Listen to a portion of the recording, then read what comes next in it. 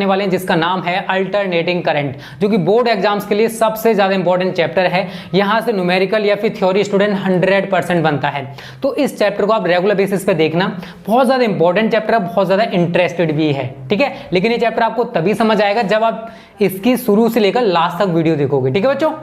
तो सबसे पहले जानते हैं जो यूपी बोर्ड के बच्चे हैं इस चैप्टर से क्या हटाया गया है। तो स्टूडेंट यहां से केवल 2 हेडिंग्स हटी हैं, शक्ति गुणांक और वोल्टहीन धारा या वोल्टलेस करंट, ठीक है। और जो रिमेंबर सिलेबस है वो इस प्रकार से है। प्रत्यावर्ती धारा आपको पढ़ना है, प्रत्यावर्ती धारा तथा वोल्टता के शिखर मान, शिखर तथा वर्गमाध्य मान, प्रतिघात तथा प्रतिबाधा, एलसी दोलन, श्रेणीबद्ध एलसीआर परिपथ अनुनाद, एसी परिपथों में शक्ति, एसी जनित्र तथा ट्रांसफॉर्मर। ये सारे के सारे हेडिंग्स आपको मैं बहुत अच्छे से क्लियर कराऊंगा, टेंशन मत लो। तो स्टूडेंट को इसमें आज मैं थोड़ा सा बेसिक आपको बता दे रहा हूं कि इस चैप्टर में क्या क्या रहेगा। सबसे ज्यादा जो इस चैप्टर में इंपॉर्टेंट है वो है विभिन्न प्रकार के प्रत्यावर्ती धारा परिपथ, विभिन्न प्रकार के प्रत्यावर्ती धारा परिपथ, प्रत्यावर्ती धारा परिपथ। मैं आपको 7 तरीके के सर्किट्स बताऊंगा, 7 तरीके के परिपथ बताऊंगा जो कि आप सभी को तैयार करने होंगे। प्रत्यावर्ती धारा का वर्गमाध्य मूल मान, तो ये होता है IRMS वैल्यू, और IRMS बराबर होता है स्टूडेंट I0/√2, ठीक है ना। आप सभी को थोड़ा बेसिक बता दे रहा हूं, ठीक है ना, टेंशन ना लो, सब कुछ बहुत अच्छे से पढ़ाऊंगा नेक्स्ट लेक्चर में, अभी केवल थोड़ा सा बेसिक जान लो। और प्रत्यावर्ती वोल्टेज का अगर वर्गमाध्य मूल मान तो VRMS बराबर V0/√2, ठीक है बच्चों। और अगर हम प्रत्यावर्ती धारा का औसत मान निकालें, वो केवल अर्ध चक्र के लिए ज्ञात किया जाता है, तो वो होता है स्टूडेंट Im बराबर +2I0/π, ठीक है। और अगर दूसरे अर्ध चक्र के लिए निकालोगे तो ये माइनस में हो जाता है, Im बराबर -2I0/π। तो है कुछ नहीं, इसमें बहुत ज्यादा सिंपल टॉपिक्स हैं, आप आसानी से इन्हें कर सकते हो। तो प्रथम अर्ध चक्र के लिए पॉजिटिव, तो दूसरे अर्ध चक्र के लिए ये कैसा होता है, नेगेटिव। ये प्रत्यावर्ती धारा का क्या है, माध्य या औसत मान है। ये प्रत्यावर्ती धारा का माध्य औसत मान दूसरे अर्ध चक्र के लिए है।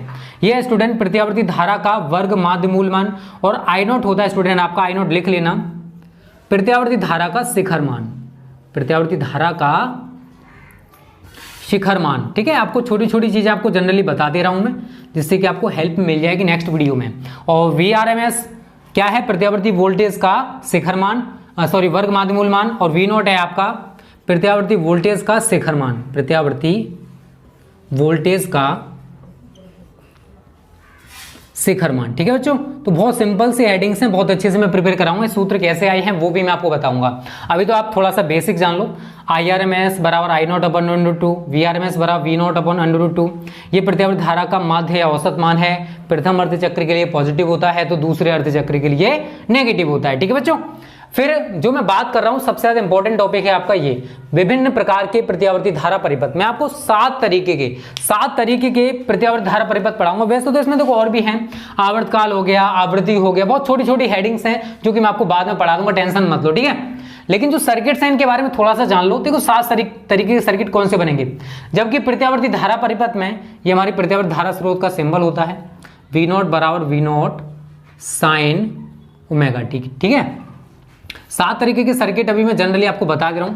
पहला बनेगा जबकि प्रत्यावर्ती धारा परिपथ में केवल ओम प्रतिरोध R है, ये हमारा इस तरीके से बन जाएगा। पहला सर्किट होगा, इसके ऊपर मैं पूरा पढ़ाऊंगा आपको कैसे बना, क्या हुआ, कैसे हुआ। दूसरे तरीके का जो सर्किट है स्टूडेंट वो है जबकि प्रत्यावर्ती धारा परिपथ में केवल धारिता है, ठीक है। ये सिंबल तो आपका सभी में बनेगा। और धारिता के लिए आप सिंबल जानते हो, कुछ इस प्रकार से होता है, या आप ऊपर लिखोगे V बराबर V0 sin ओमेगा t। अभी 7 सर्किट जान लो कौन कौन से मैं आपको बताने वाला हूं। तीसरा बनता है जबकि प्रत्यावर्ती धारा परिपथ में केवल प्रेरकत्व है, तो आप इस तरीके से सिंबल बनाओगे तो सेम रहेगा, इसमें तो आप कोई चेंज नहीं करोगे। यहाँ पर प्रेरकत्व वाला साइन, ये प्रेरकत्व का साइन होता है, आप सभी को थोड़ा सा पता होना चाहिए। V बराबर V0 sin ओमेगा t। जब प्रत्यावर्ती धारा परिपथ में होगा तो V/I, देखो V/I अगर ये है तो हमारा सीधा सीधा प्रतिरोध होता है, कोई दिक्कत नहीं है। लेकिन अगर प्रत्यावर्ती धारा परिपथ में केवल धारिता है तो हम यहाँ पर अब धारिता है, अब धारिता के लिए स्टूडेंट हम क्या यूज करते हैं, एक चीज बताइए। आप सभी ने पढ़ा होगा धारिता के लिए हम लोग V/I इक्वल टू, आप सभी ने पढ़ रखा है क्या, कुछ नहीं पढ़ रखा होगा। तो यहाँ पर V/I अथवा V0/I0 के लिए आता है स्टूडेंट XC, क्या आता है, XC, जो कि एक प्रकार का प्रतिरोध ही होता है, बट ये किसके लिए यूज किया जाता है, जबकि प्रत्यावर्ती धारा परिपथ में केवल धारिता है। एक और आएगा XL, जो कि इसके लिए होता है। XL को हम कहते हैं प्रेरण प्रतिघात, प्रेरण प्रतिघात, और इसका नाम है XC का धारितीय प्रतिघात। ठीक है, सिंबल्स भी जान लो, धारितीय प्रतिघात। एक तो ये हो गया, यहां तक तो हमने सिंपल सी चीज पढ़ी। उसके बाद चलते हैं स्टूडेंट इनके कॉम्बिनेशंस। अब इनका और इनका कॉम्बिनेशन बना लो, तो चौथा सर्किट हमारा बन जाता है LC परिपथ। क्या बन जाएगा, LC परिपथ, जबकि प्रत्यावर्ती धारा परिपथ में प्रेरकत्व L तथा धारिता C दोनों एक साथ हैं। उसके बाद पांचवा, अब कॉम्बिनेट करते जाओ, LR हो जाएगा, इनको और इनको लोगे तो हमारा एक सर्किट बनेगा LR परिपथ।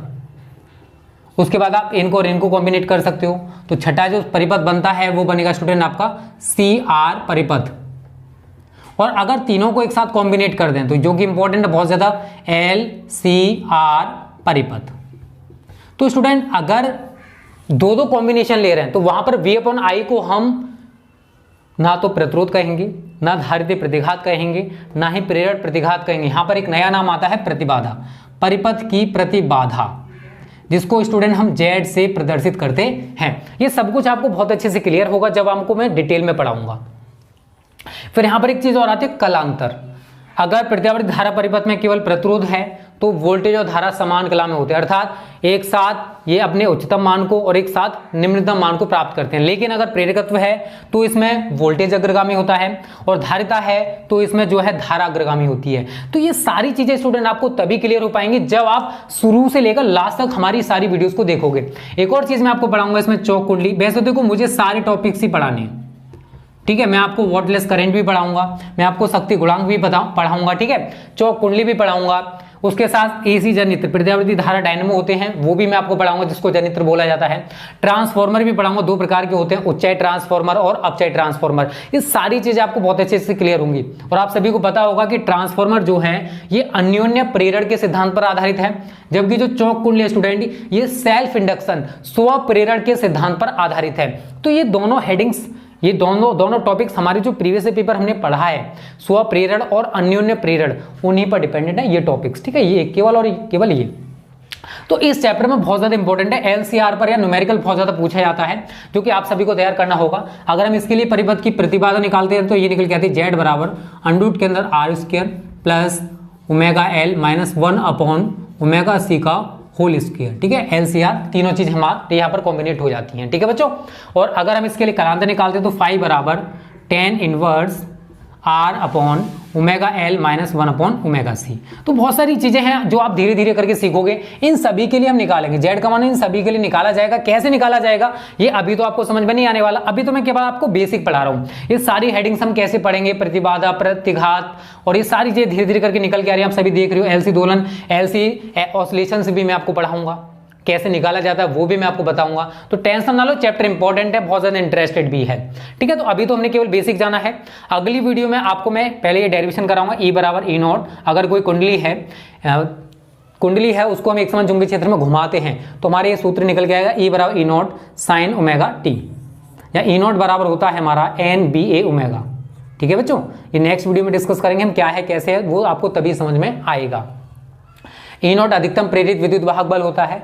ई जो है, जो कुंडली हमने लटका रखी है उसके सिरों के बीच उत्पन्न प्रेरित विद्युत वाहक बल है, और ई नॉट की वैल्यू होती है हमारी NBA ओमेगा, ठीक है। उसके बाद हम प्रत्यावर्ती धारा के बारे में पढ़ेंगे। प्रत्यावर्ती धारा, दिष्ट धारा आपने शायद पढ़ा होगा, दिष्ट धारा के बारे में थोड़ा बहुत, लेकिन प्रत्यावर्ती धारा आप सभी को पता होना चाहिए। हमारी प्रत्यावर्ती धारा कुछ इस प्रकार से चलती है, ठीक है बच्चों। ये क्या है, हमारी अल्टरनेटिंग करंट है, जिसको हम AC भी कहते हैं। और डीसी का मतलब होता है डायरेक्ट करंट, डीसी का मतलब क्या है, डायरेक्ट करंट। एसी का मतलब होता है अल्टरनेटिंग करंट, ठीक है बच्चों। तो ये सारी की सारी बहुत सारी चीजें हैं इस चैप्टर में, बहुत कुछ निकल के भी आएगा, और मैं कोशिश करूंगा ये चैप्टर आपका जल्द से जल्द समाप्त हो जाए। इसके बाद हमारा पार्ट 1 में एक और चैप्टर रह जाएगा, विद्युत चुम्बकीय तरंगे वाला, ठीक है बच्चों। उसके बाद हमारे जो पार्ट 1 है फिजिक्स का पूरा कंप्लीट, और उसके साथ साथ हमारा टारगेट इस मंथ में अगर आपका ऑप्टिक्स भी समाप्त हो गया तो ये मान लो आपको पूरा सिलेबस सा खत्म हो गया। मॉडर्न फिजिक्स में इतना कुछ नहीं है जितना आप सभी सोच रहे हो। तो हम जैसे 1 दिसंबर स्टार्ट होगा, ऑप्टिक्स हमारा समाप्त हो जाता है, तो फिर हम 1 दिसंबर से practice set and previous paper पे स्टार्ट कर देंगे। उसके साथ साथ मॉडर्न फिजिक्स की एक वीडियो देते रहेंगे। तो टेंशन ना लो, सिलेबस भी चलता रहेगा धीरे धीरे करके, और हमारी जो क्लासेज हैं, जो हमारा क्रैश कोर्स है वो भी अच्छे से चलता रहेगा। तो ये सब कुछ हम इस चैप्टर में पढ़ेंगे स्टूडेंट। तो स्क्रीनशॉट ले सकते हो, ये आप सभी के लिए इंपॉर्टेंट है, क्योंकि हम इस चैप्टर में क्या क्या पढ़ेंगे वो आपको पता होना चाहिए। और ये चैप्टर स्टूडेंट बोर्ड परीक्षाओं के लिए बहुत ज्यादा इंपॉर्टेंट है, इसलिए इस चैप्टर की आप एक भी वीडियो मिस मत करना, क्योंकि ये चैप्टर आपको तभी समझ आएगा जब इसकी वीडियो आप शुरू से लेकर लास्ट तक देखोगे। तो आज हम एक बहुत ज्यादा इंपॉर्टेंट डेरिवेशन डिस्कस करेंगे। इसी के ऊपर ये मान लो बहुत सारी हेडिंग्स हैं, तो इसको समझना बहुत ज्यादा जरूरी हो जाता है, ठीक है। और अगर आप हमारे चैनल पर नए हो और बोर्ड एग्जाम्स की तैयारी बेस्ट तरीके से करना चाहते हो तो आज ही चैनल को सब्सक्राइब कर लो, जो बेल आइकन है दबा लेना, जिससे आगे आने वाली एक भी वीडियो आपसे मिस ना हो जाए। तो बहुत इजी डेरिवेशन है, कुछ भी नहीं है, बस थोड़ा समझ लेना सही तरह। एक चुंबकीय क्षेत्र में घूमती हुई कुंडली के सिरों के बीच उत्पन्न प्रेरित विद्युत वाहक बल। यहां पर हमने ये जो डायरेक्शन दिखाई है स्टूडेंट, ये चुंबकीय क्षेत्र की दिशा है। यहां पर भी हमने चुंबकीय क्षेत्र की दिशा दिखा दी है। ये जो आपको दिखाई दे रही है ABCD, ये हमारी क्या है, कुंडली है, जिसको इस तरीके से चुंबकीय क्षेत्र में इस तरीके से, ठीक है ना, कुंडली ले रखी है, सपोज करो मार्कर है, तो मार्कर को मान लो कुंडली, तो इस तरीके से इसको लगातार घुमाया जा रहा है, ठीक है, किसको, इस कुंडली को। तो हमने थ्योरी बहुत सिंपल लिखी है, ये डायग्राम मैं आपको समझा दूंगा कि ये हमने कैसे बनाया है, अभी फिलहाल उसको समझो। तो हमने क्या लिखा है, जब किसी कुंडली को एक समान चुंबकीय क्षेत्र में तेजी से घुमाया जाता है, तो ये एक समान चुंबकीय क्षेत्र है, इसमें इस कुंडली को तेजी से घुमाया जा रहा है, ठीक है। ये जो कॉइल दिखाई दे रही है ना आपको ABCD करके, इसको लगातार हम तेजी से घुमा रहे हैं। आगे लिखा हुआ है, तो कुंडली से बद्ध चुंबकीय फ्लक्स में परिवर्तन होगा। तो जब इस कॉइल को चुंबकीय क्षेत्र में लगातार तेजी से घुमाया जा रहा है तो इसके चुंबकीय फ्लक्स में परिवर्तन हो जाता है। अगर चुंबकीय फ्लक्स में परिवर्तन हो रहा है, इसका मतलब क्या है कि प्रेरित विद्युत वाहक बल उत्पन्न होगा। क्या उत्पन्न होगा, प्रेरित विद्युत वाहक बल उत्पन्न हो जाएगा। तो आगे भी यही लिखा हमने, परिवर्तन होता है जिससे कुंडली में प्रेरित विद्युत वाहक बल उत्पन्न हो जाता है।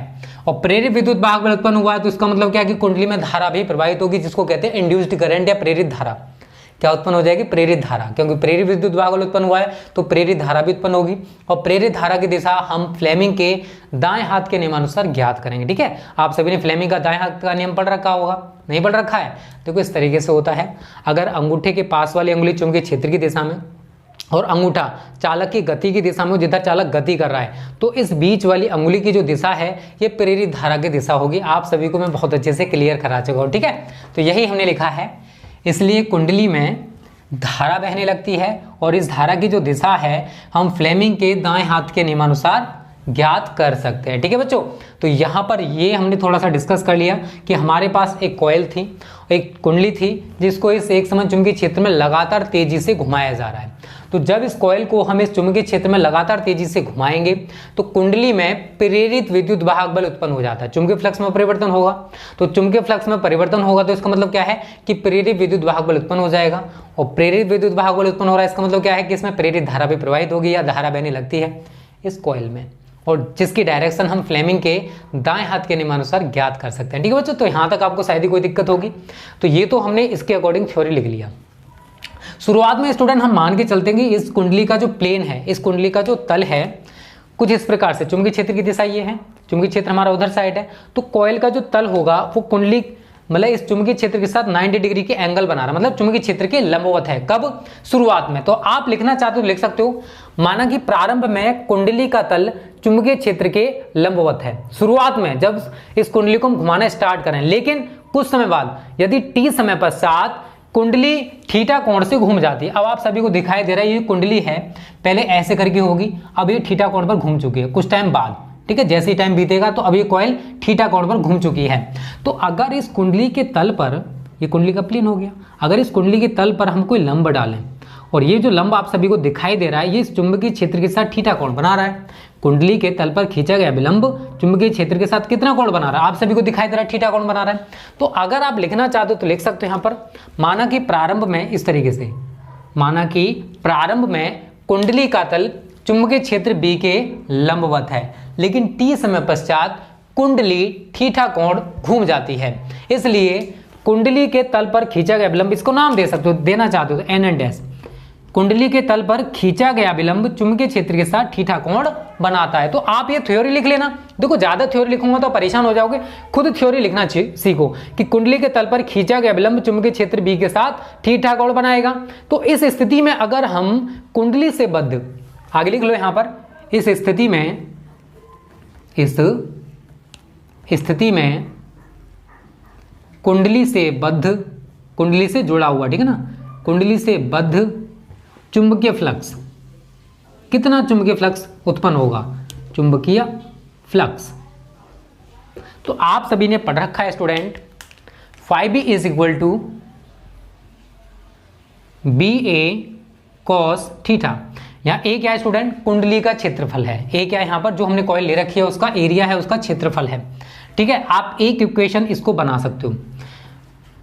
आगे लिखो, यदि कुंडली का कोणीय वेग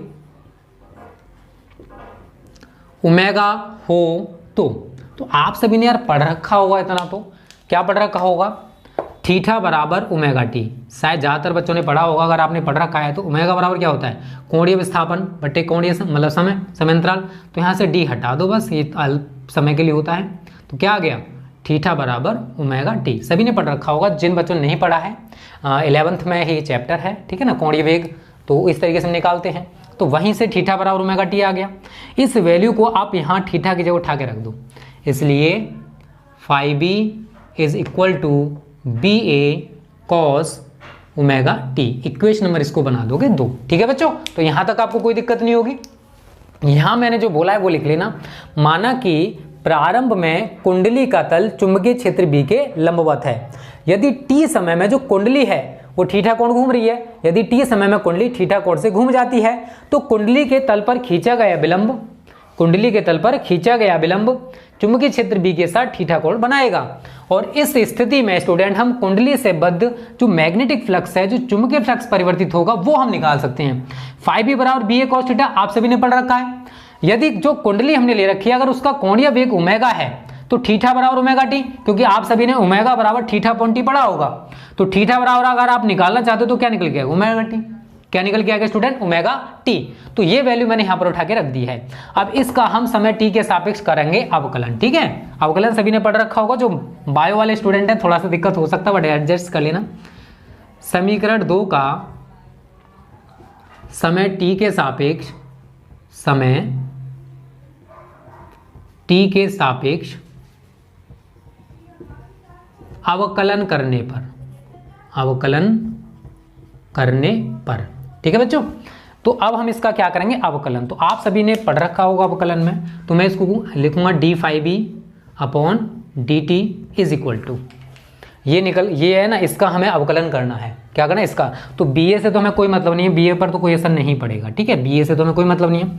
बट जो कॉस ओमेगा टी है, अगर आप इसका अवकलन करोगे तो किस तरीके से होगा, कॉस अगर यहाँ थीटा होता, अगर यहाँ कॉस थीटा होता तो हम लिख लेते माइनस साइन थीटा, एक्स होता तो उसी प्रकार से लिखा जाता। बट यहाँ पर ओमेगा आ रहा है तो क्या हो जाएगा, ये minus omega sine omega T, ठीक है। जिन बच्चों को अवकलन आता है शायद उनको पता होगा, ठीक है, क्योंकि ज़्यादा डिटेल में जाऊंगा तो इसी में थोड़ा सा टाइम जा सकता है।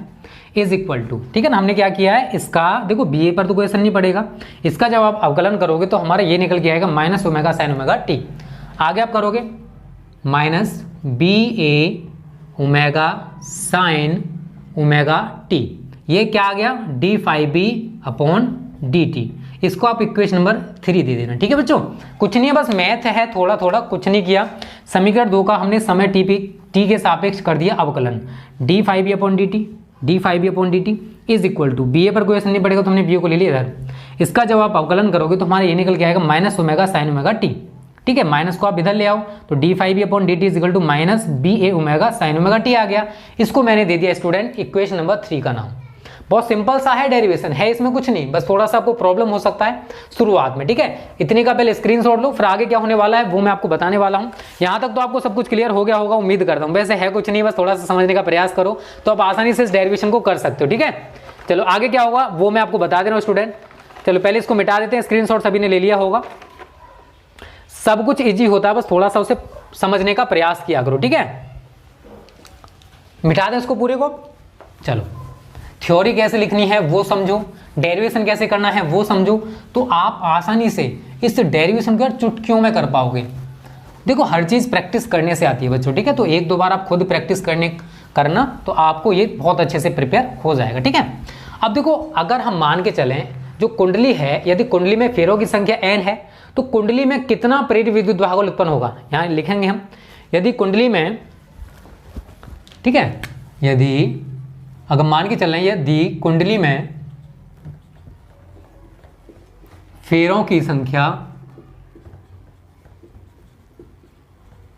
n हो, जो कुंडली है उसमें हमने मान के चले हैं कि फेरों की संख्या कितनी है n, तो कुंडली में हो तो कुंडली में उत्पन्न प्रेरित विद्युत वाहक बल, प्रेरित विद्युत वाहक बल, आप सभी ने स्टूडेंट पढ़ रखा होगा फैराडे का फर्स्ट लॉ। वहां पर मैंने आपको बताया था E बराबर minus N delta phi B, या डी फाई बी ले सकते हैं, कोई दिक्कत नहीं होती थी वहां पर, D phi B upon D T, सभी को पता होगा इतना तो D phi B upon D T की जो वैल्यू है, ये वाली वैल्यू स्टूडेंट यहाँ से उठा के, D phi B upon D T है तो इस वैल्यू को उठा के हम यहाँ रख देंगे, ठीक है। तो is equal to minus N, पूरी वैल्यू उठा के रख दो, minus B A omega sine omega T, minus minus क्या हो गया प्लस, तो is equal to plus N B A omega sine omega T. ये स्टूडेंट हमारा क्या निकल के आया, ई, क्या निकल के आ गया, स्मॉल ई का मान निकल के आ गया। अगर हम बात करें कि साइन ओमेगा टी का मैक्सिमम वैल्यू कितना होता है तो यहाँ लिख सकते हो, लेकिन साइन ओमेगा टी का अधिकतम मान 1 होता है। साइन ओमेगा टी का जो अधिकतम वैल्यू है, मैक्सिमम वैल्यू स्टूडेंट, महत्तम मान कह सकते हो, कितना होता है, 1 होता है। अब एन बी ओमेगा रह गया, क्या रहेगा student, N B A omega रह गया, और एन बी ए ओमेगा जो आपको दिखाई दे रहा है स्टूडेंट, ये ई का अधिकतम मान होगा, इसलिए ई का अधिकतम मान एन बी ए ओमेगा होगा। समझने का प्रयास करना। देखो साइन ओमेगा टी का जो मैक्सिमम वैल्यू है, अधिकतम मान, वो 1 होता है, तो इसको अगर हम हटा दें, एक मान लिया हमने, ठीक है, एक मान लिया इसको, तो अब ई का जो मैक्सिमम वैल्यू है वो कितना होगा, एन बी ओमेगा होगा, क्योंकि साइन ओमेगा टी का जो अधिकतम मान है वो 1 होता है, तो ई का अधिकतम मान कितना हो जाएगा, एन बी ओमेगा। और अगर हम इसको ई नॉट से, यदि इसे ई नॉट से प्रदर्शित करें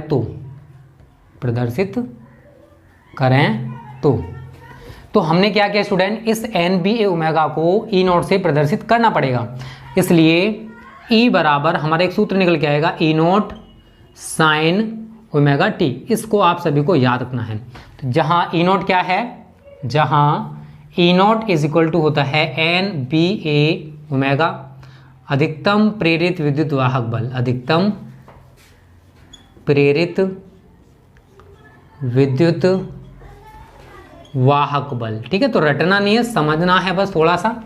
क्या हुआ स्टूडेंट, फिर समझ लीजिए एक बार। हमने यहाँ पर फैराडे का फर्स्ट लॉ लगा दिया, E बराबर minus N D phi B upon D T. तो D phi B upon D T का ये जो वैल्यू हमने यहाँ पर निकाला था, इसको स्टूडेंट हमने यहाँ पर पुट अप कर दिया, तो माइनस माइनस आपका प्लस हो गया। तो देखो साइन ओमेगा टी का जो मैक्सिमम वैल्यू है वो 1 होता है, तो E का अधिकतम मान कितना हो जाएगा, एन बी ओमेगा। और अगर हम E के अधिकतम मान को ई नॉट से प्रदर्शित करें, ई नॉट से प्रदर्शित करेंगे तो इसकी जगह क्या आ गया, ई नॉट आ गया, बस इसकी जगह में ई नॉट लगाना है। तो E बराबर ई नॉट साइन ओमेगा टी हमारा एक सूत्र बन गया है। ई नॉट बराबर क्या हो गया यहाँ पर, एन बी ए ओमेगा, अधिकतम प्रेरित विद्युत वाहक बल, ठीक है। तो यहाँ तक हमारा पूरा डेरिवेशन कंप्लीट हो चुका है। अब मैं आपको कुछ कंडीशंस बताऊंगा, क्या कि अगर ये कुंडली है 0 से लेकर 360 डिग्री, मतलब पूरे 360 डिग्री एंगल पर घूमेगी, तो किस प्रकार से प्रेरित विद्युत वाहक बल का मान परिवर्तित होगा, वो आपको समझ आ जाएगा, ठीक है बच्चों। तो पहले इतने का स्क्रीनशॉट ले लो, यहां तक आपको सब कुछ क्लियर हो गया होगा। मैं इधर से मिटा देता हूं। अब मैं आपको कंडीशंस बताता हूं कैसे आपको कंडीशन बनानी है। डेरिवेशन पूछा जाए तो आपको कितना करना है, केवल इतना ही करना है जितना मैंने आपको बता दिया है, इससे ऊपर आप नहीं करोगे, ठीक है। बस ये तो कंडीशंस हैं। मैं आपको एक कॉइल बता रहा हूं किस तरीके से होगी। हमारी ये जो कॉइल है कुछ इस प्रकार से 360 डिग्री के एंगल पर घूमेगी। ठीक है, ऊपर की ओर दिखा दो प्रेरित विद्युत वाहक बल E को। ठीक है, तो यहाँ पर होगा अधिकतम प्रेरित विद्युत वाहक बल ऊपर की ओर E0, और नीचे को होगा तो ये माइनस में आएगा, माइनस E0। तो यहाँ पर तो 0 होगा, बट यहाँ पर स्टूडेंट कितना हो जाएगा, ये 90 डिग्री। कितना होगा यहाँ पर 90 डिग्री। यहाँ पर कितना होगा 180 डिग्री। यहाँ पर कितना होगा 270 डिग्री, और यहाँ पर कितना हो जाएगा 360 डिग्री। ठीक है, इस तरीके से यहाँ पर 0 डिग्री है आपका शुरुआत में। तो यहाँ पर मैं कुछ कंडीशंस बनाने वाला हूँ। पहली कंडीशन, अगर हम मान के चलें जो कुंडली है वो शुरुआत से ही चलना स्टार्ट कर रही है, शुरुआत में ही है। ठीक है, तो अब हम इक्वेशन नंबर इसको दे सकते हैं, देना चाहते हो तो 3-4 हो चुकी होंगी, देख लेना कितनी हो चुकी हैं, शायद 2 हो चुकी हैं, तो मैं इसको 3 दे रहा हूँ। अगर 3 हो चुकी हो तो 4 दे देना। ठीक है ना, तो पहली इक्वेशन आपको देखो, हमारे पास समीकरण क्या है, समीकरण 3 से E बराबर है E0 साइन ओमेगा टी की जगह थीटा यूज कर सकते हैं, क्योंकि थीटा बराबर ओमेगा टी होता है। यहाँ पर एंगल यूज करने हैं आपको साइन थीटा, और थीटा की जगह कितना लगाओगे, साइन 0 डिग्री। शुरुआती कंडीशन क्या है, शुरुआती कंडीशन तो 0 डिग्री लगाओगे ना, तो साइन 0 का मान कितना होता है 0, तो आपका ये वैल्यू कितना आ जाएगा 0। तो शुरुआत में जो कुंडली है उसके सिरों के बीच कोई भी प्रेरित विद्युत वाहक बल उत्पन्न नहीं होगा। क्लियर है।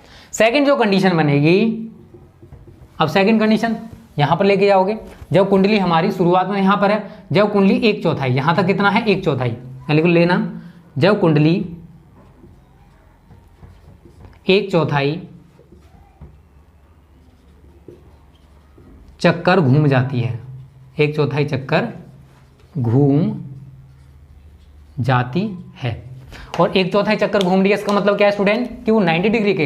अब समझ में, यहाँ तो 0 है, यहाँ पर जाएगी तो 1/4 1/4 घूमेगी, यहाँ पर आएगी तो एक आधा चक्कर घूमेगी, यहाँ पर आएगी तो 3/4 घूम चुकी, और यहाँ पर आकर उसका पूरा एक चक्कर हो जाएगा। ठीक है, तो शुरुआत में है 0 डिग्री के एंगल पर होगी, यहाँ पर पहुंचेगी तो जो कुंडली है वो 1/4 चक्कर घूम चुकी है, यहाँ पर आएगी तो कुंडली हमारी आधा चक्कर घूम चुकी है, यहाँ आएगी तो 3/4 चक्कर घूम चुकी है, और यहाँ पहुंचेगी तो उसका एक पूरा चक्कर कंप्लीट हो जाएगा। ठीक है, तो जब कुंडली 1/4 चक्कर घूमेगी तो घूमेगी, यहाँ पर आ चुकी है तो लगा लो E बराबर E0 साइन 90 डिग्री, और साइन 90 का मान कितना होता है 1, E0 E बराबर आ गया, साइन 90 का मान 1 कर दो। तो इसका मतलब जानते हो क्या है कि कुंडली के सिरों के बीच जो विद्युत वाहक बल उत्पन्न होगा, प्रेरित विद्युत वाहक बल जो उत्पन्न होगा वो अधिकतम प्रेरित विद्युत वाहक बल होगा। वो कैसा होगा, अधिकतम प्रेरित विद्युत वाहक बल होगा उस कुंडली के सिरों के बीच उत्पन्न, और ये कैसा होगा, पॉजिटिव होगा, क्योंकि ऊपर की ओर है। ठीक है, सेकंड कंडीशन समझ में आई कि जब कुंडली हमारी 1/4 चक्कर घूम जाएगी तो कुंडली के सिरों के बीच जो विद्युत वाहक बल, जो प्रेरित विद्युत वाहक बल उत्पन्न हो रहा है उसका मान मैक्सिमम होगा, वो अधिकतम होगा, उससे ज्यादा नहीं हो सकता है। ठीक है, एक और कंडीशन बनेंगे भी, यहां पर मैं कई कंडीशंस बनाऊंगा। नंबर 3, जब कुंडली आधा चक्कर घूम जाती है, और अगर कुंडली से मैं कहता हूं कि आधा चक्कर घूम चुकी है, तो इसका मतलब क्या है कि 180 डिग्री पर आ चुकी है, तो वही सूत्र लगा दो E बराबर E0 साइन 180 डिग्री। देखो साइन 180 का मान पता है तो अच्छी बात है, अदरवाइज इसको आप तोड़ के भी कर सकते हो। E0 साइन 90 प्लस 90, और sine 90 plus theta, sine 90 plus theta दूसरे चतुर्थांश में होता है, और साइन 90 प्लस थीटा क्या होता है, कॉस थीटा होता है ना, कॉस थीटा होता है नहीं होता, तो मैं इसको क्या लिख सकता हूं E0 कॉस 90, और कॉस 90 की वैल्यू आप सभी को शायद पता होगा बच्चों, कितना होता है 0, कितना होता है 0। तो इसका मतलब यह है कि जब कुंडली आधा चक्कर घूमेगी, जब कुंडली आधा चक्कर घूमेगी तो फिर उसके सिरों के बीच कोई भी विद्युत वाहक बल उत्पन्न नहीं होगा, क्योंकि E का मान 0 आ गया। तो इसका मतलब यह है कि जब कुंडली शुरुआत में थी तब उसके सिरों के बीच कोई विद्युत वाहक बल उत्पन्न नहीं हो रहा था। जब कुंडली हमारी 90 डिग्री 1/4 चक्कर घूम गई तो कुंडली के सिरों के बीच अधिकतम प्रेरित विद्युत वाहक बल उत्पन्न हुआ। जब कुंडली हमारी आधा चक्कर घूम गई तो फिर उसके सिरों के बीच कोई भी विद्युत वाहक बल उत्पन्न नहीं होगा। 3 कंडीशंस मैंने बनाई अभी, और कंडीशंस मैं आपको बना के बता रहा हूं। पहले इतने का स्क्रीनशॉट ले लो, यहां तक आपको अच्छे से क्लियर हो गया होगा। एक दो बार उसकी खुद प्रैक्टिस करना इंपॉर्टेंट है, बहुत सारी चीजें यहां से पूछी जाती हैं स्टूडेंट। ठीक है, अब मैं 3 कंडीशंस और बताऊंगा, सॉरी 2 कंडीशंस और बनेंगे आपकी 270 डिग्री पर और 360 डिग्री पर। ठीक है, कैसे बना सकते हो, देखो वही है यार, कुछ भी नहीं होता, हर चीज सिंपल है, बस आप समझने का प्रयास किया करो। ठीक है, चौथा पॉइंट डाल लीजिए, जब कुंडली 3/4 चक्कर घूम जाती है तब, अगर जो कुंडली है 3/4 का मतलब क्या है, 270 डिग्री के कोण पर वो घूम चुकी है। क्या, जो कॉइल हम कुंडली जो घूम रही थी चुंबकीय क्षेत्र में, वो अब 3/4 चक्कर घूम चुकी है, अर्थात 270 डिग्री के कोण पर घूम चुकी है। तो इस कंडीशन में क्या होगा स्टूडेंट, E बराबर E0 साइन 270 डिग्री। अब साइन 270 को आप क्या लिख सकते हो, E0 साइन 180 प्लस 90, ये तो लिखोगे 180 प्लस थीटा। और 180 प्लस थीटा ये कौन से चतुर्थांश में आता है, आप सभी को शायद पता होगा बच्चों, ये तीसरे चतुर्थांश में आता है। और इसके लिए हमें कोई फलन जो चेंज नहीं होने वाला है, तो मैं इसको क्या लिखूंगा, is equal to E0 sign, अब 180 plus theta minus sine theta, तो ये क्या हो जाएगा माइनस साइन 90 डिग्री, और साइन 90 का मान आप सभी जानते हो 1, तो ये क्या हो जाएगा माइनस E0। तो इसका मतलब ये है कि अगर हमारी जो कॉइल है अगर 270 डिग्री के कोण पर घूम जाती है, 3/4 चक्कर घूम जाती है, तो कुंडली के सिरों के बीच जो विद्युत भागबल उत्पन्न होगा उसका मान अधिकतम तो होगा, लेकिन वो विपरीत दिशा में होगा, नीचे की ओर है, तो प्रेरित विद्युत भागबल का मान तो मैक्सिमम है, लेकिन ये कैसा होगा, नेगेटिव होगा। कैसा होगा स्टूडेंट, नेगेटिव होगा। ठीक है, फिर जो लास्ट कंडीशन आती है, जब कुंडली पूरा एक चक्कर घूम जाती है, 5वां कंडीशन क्या होगा, जब कुंडली एक चक्कर घूम जाती है, जब कुंडली एक चक्कर घूम जाती है, और हमारी जो कुंडली है वो एक पूरा चक्कर घूम चुकी है, एक चक्कर घूम जाती है।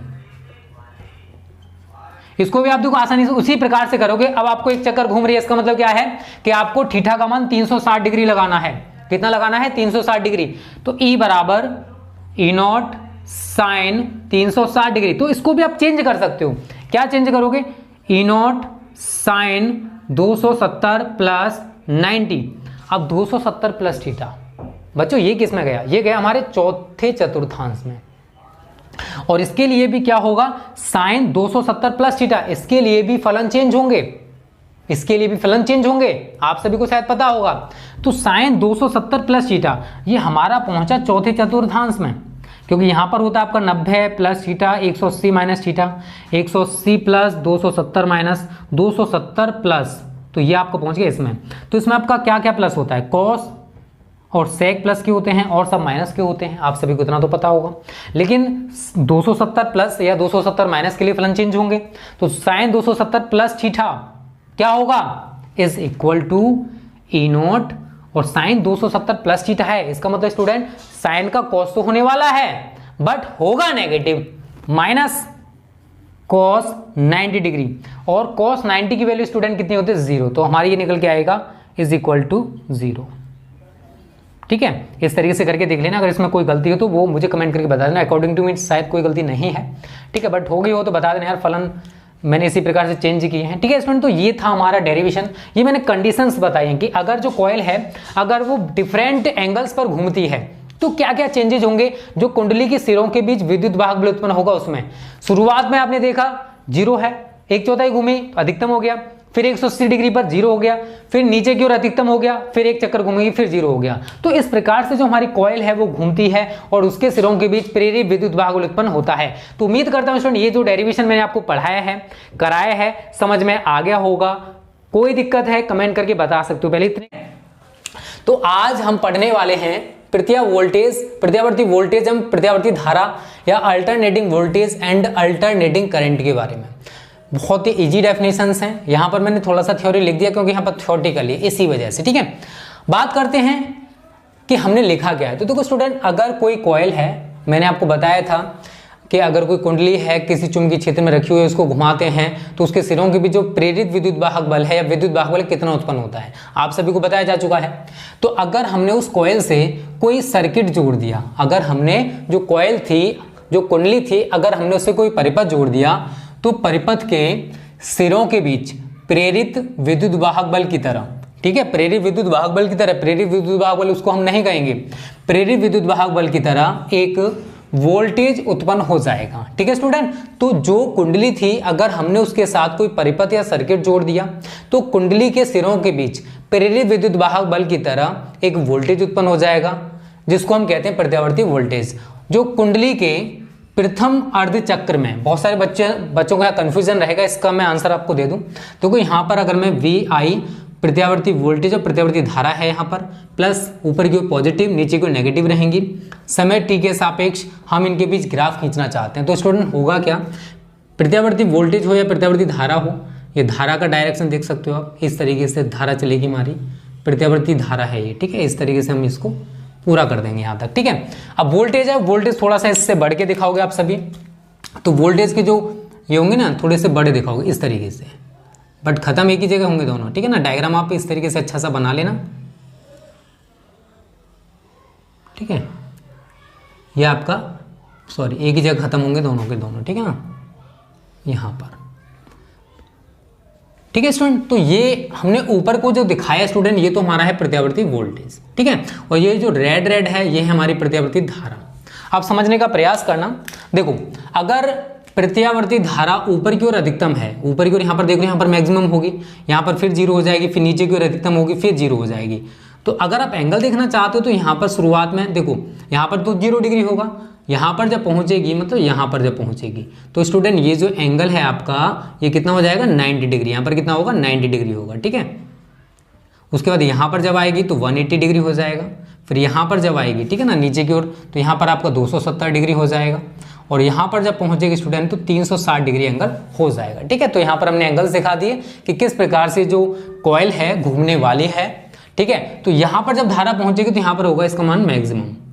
तो प्रत्यावर्ती धारा का जो अधिकतम मान है उसको हम I0 से रिप्रेजेंट करते हैं, जिसको कहते हैं प्रत्यावर्ती धारा का शिखर मान। क्या कहते हैं, प्रत्यावर्ती धारा का शिखर मान। और अगर नीचे की ओर अधिकतम हो रही है, ठीक है, नीचे की ओर हो रही है तो -I0 दिखाओगे आप सभी, क्या दिखाओगे -I0। ये तो हमने बात कर ली स्टूडेंट प्रत्यावर्ती धारा की। सेम प्रोसेस हम करेंगे प्रत्यावर्ती वोल्टेज के साथ। तो अगर अब प्रत्यावर्ती वोल्टेज ऊपर की ओर अधिकतम है तो इसको हम V0 दिखाएंगे, क्या दिखाएंगे V0। और अगर नीचे की ओर अधिकतम है तो स्टूडेंट इसको हम -V0 दिखाएंगे, ठीक है। बस इतना सा है और कुछ नहीं, यही हमने थ्योरी में लिखा है स्टूडेंट, और कोई नई चीज नहीं की है। यहाँ पर आपको डायग्राम दिखाई देगा कि किस प्रकार से परिवर्तन हो रहा है। अब मैं आपको थ्योरी बताता हूँ। तो देखो जो कुंडली के प्रथम अर्धचक्र, ये पहला अर्धचक्र होगा, ये कुंडली का क्या है पहला अर्धचक्र है, और नीचे की ओर ये दूसरा अर्धचक्र होगा, क्योंकि कुंडली हमारी यहाँ तक एक चक्र पूरा कर रही है। तो यहाँ पर आप लिख सकते हो एक साइकिल, साइकिल का मतलब एक चक्र, तो यहां तक इसका एक चक्र पूरा हो जाएगा। समझने का प्रयास करना, इसी से मैं बहुत सारे डेफिनेशंस भी बना सकता हूं।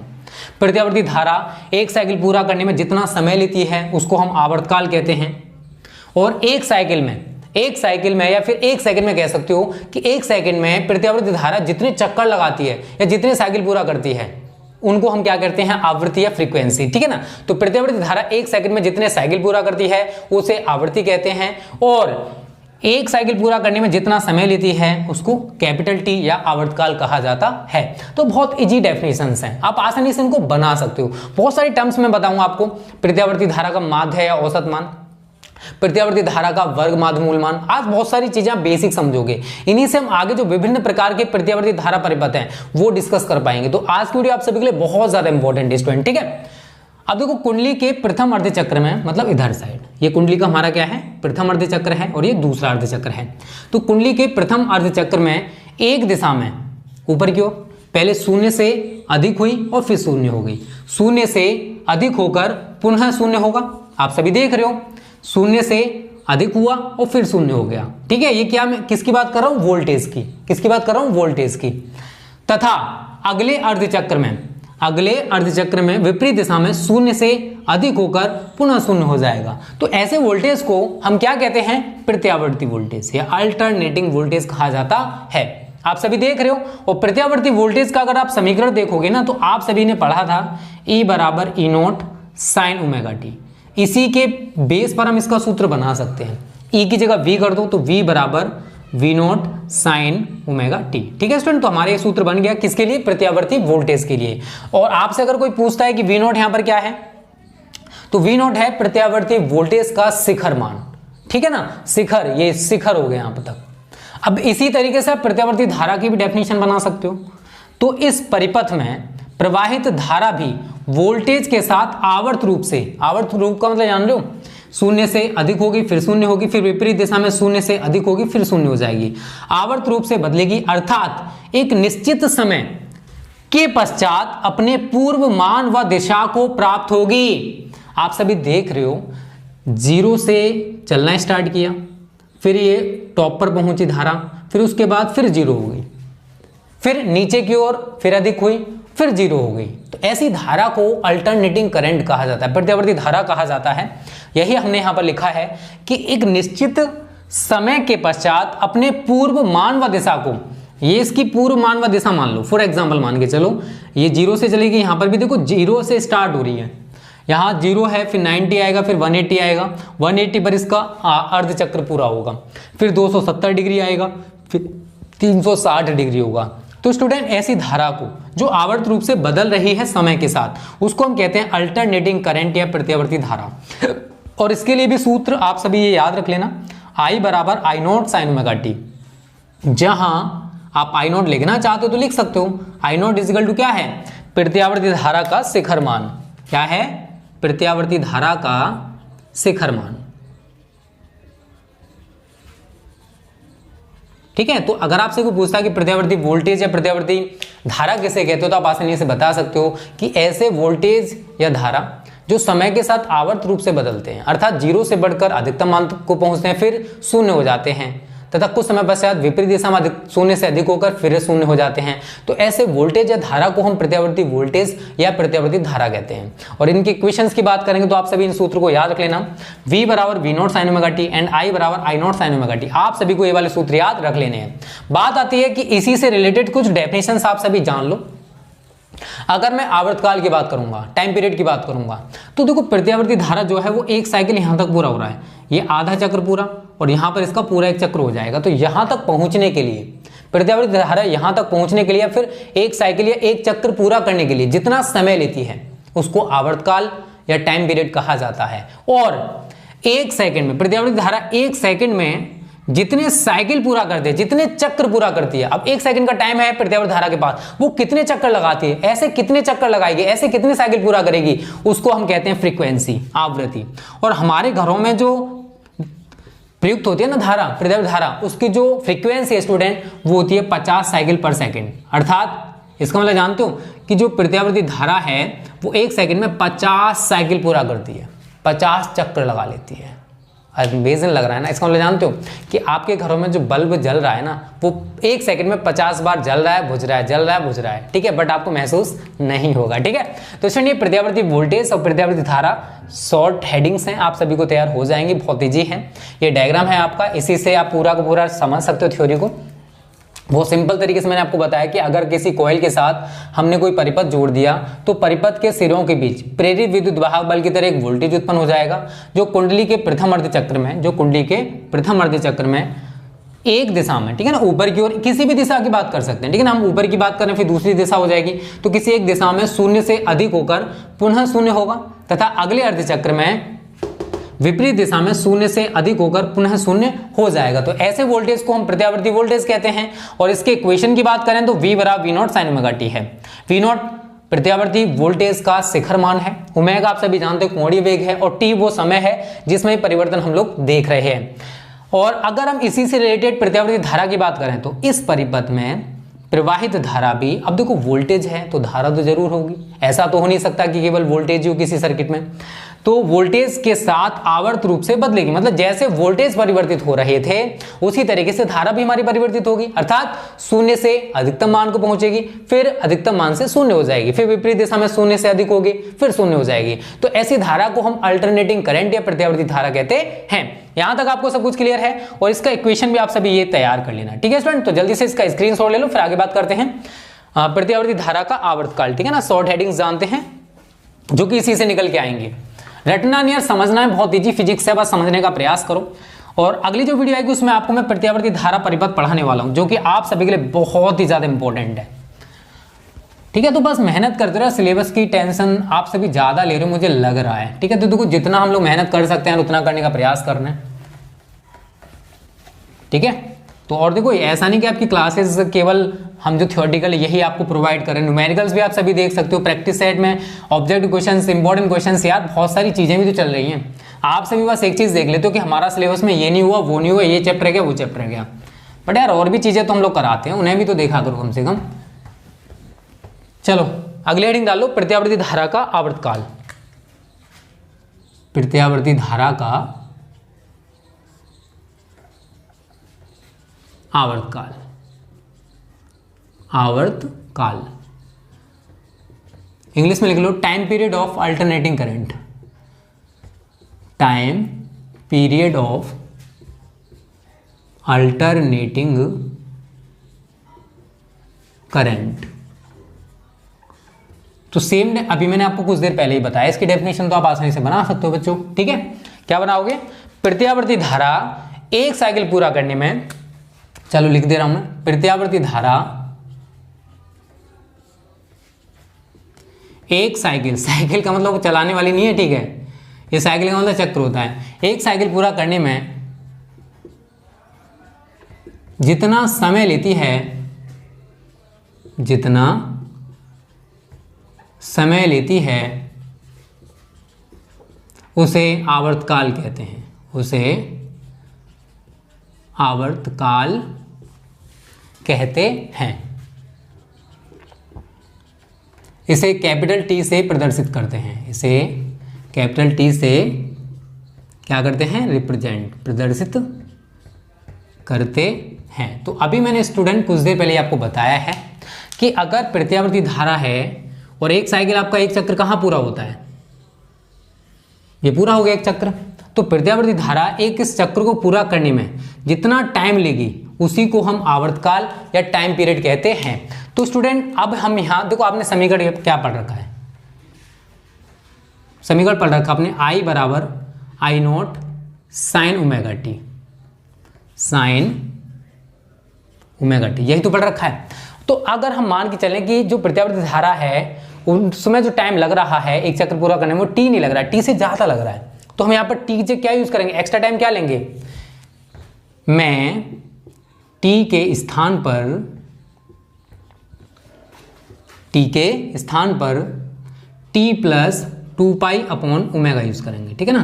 क्या यूज करेंगे?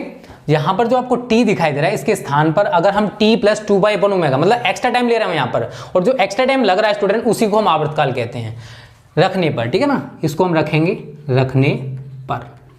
तो आई बराबर आई नॉट साइन ओमेगा रख दो, टी प्लस 2 अपॉन ओमेगा, ठीक है स्टूडेंट। कुछ नहीं किया मैंने, जो टाइम टी आपको दिखाई दे रहा है इसकी जगह हमने टी प्लस 2 अपॉन ओमेगा मतलब एक्स्ट्रा टाइम ले लिया है। क्लियर है? अब आगे बात करेंगे।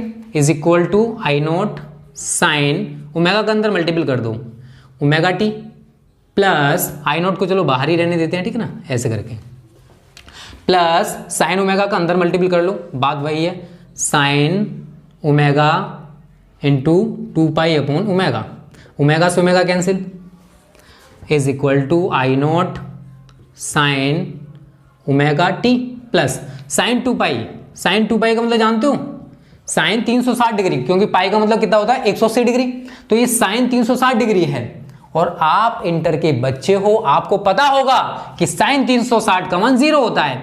तो is equal to I not sine omega T plus ये तो 0 हो गया, तो is equal to I not sine omega T. ये हमारे देखो इक्वेशन वही निकल के आई।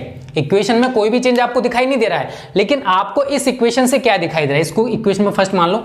समीकरण 1 से स्पष्ट है कि 2 अपॉन ओमेगा समय के पश्चात जो प्रत्यावर्ती धारा है वो अपने पूर्व मान एवं दिशा को प्राप्त कर रही है। मतलब 2 अपॉन ओमेगा समय हमारा क्या हो गया? एक आवर्तकाल हो गया। क्या हो गया? आवर्तकाल हो गया। इसलिए प्रत्यावर्ती धारा का आवर्तकाल कितना हो जाएगा? यहां लिख सकते हो समीकरण 1 से स्पष्ट है कि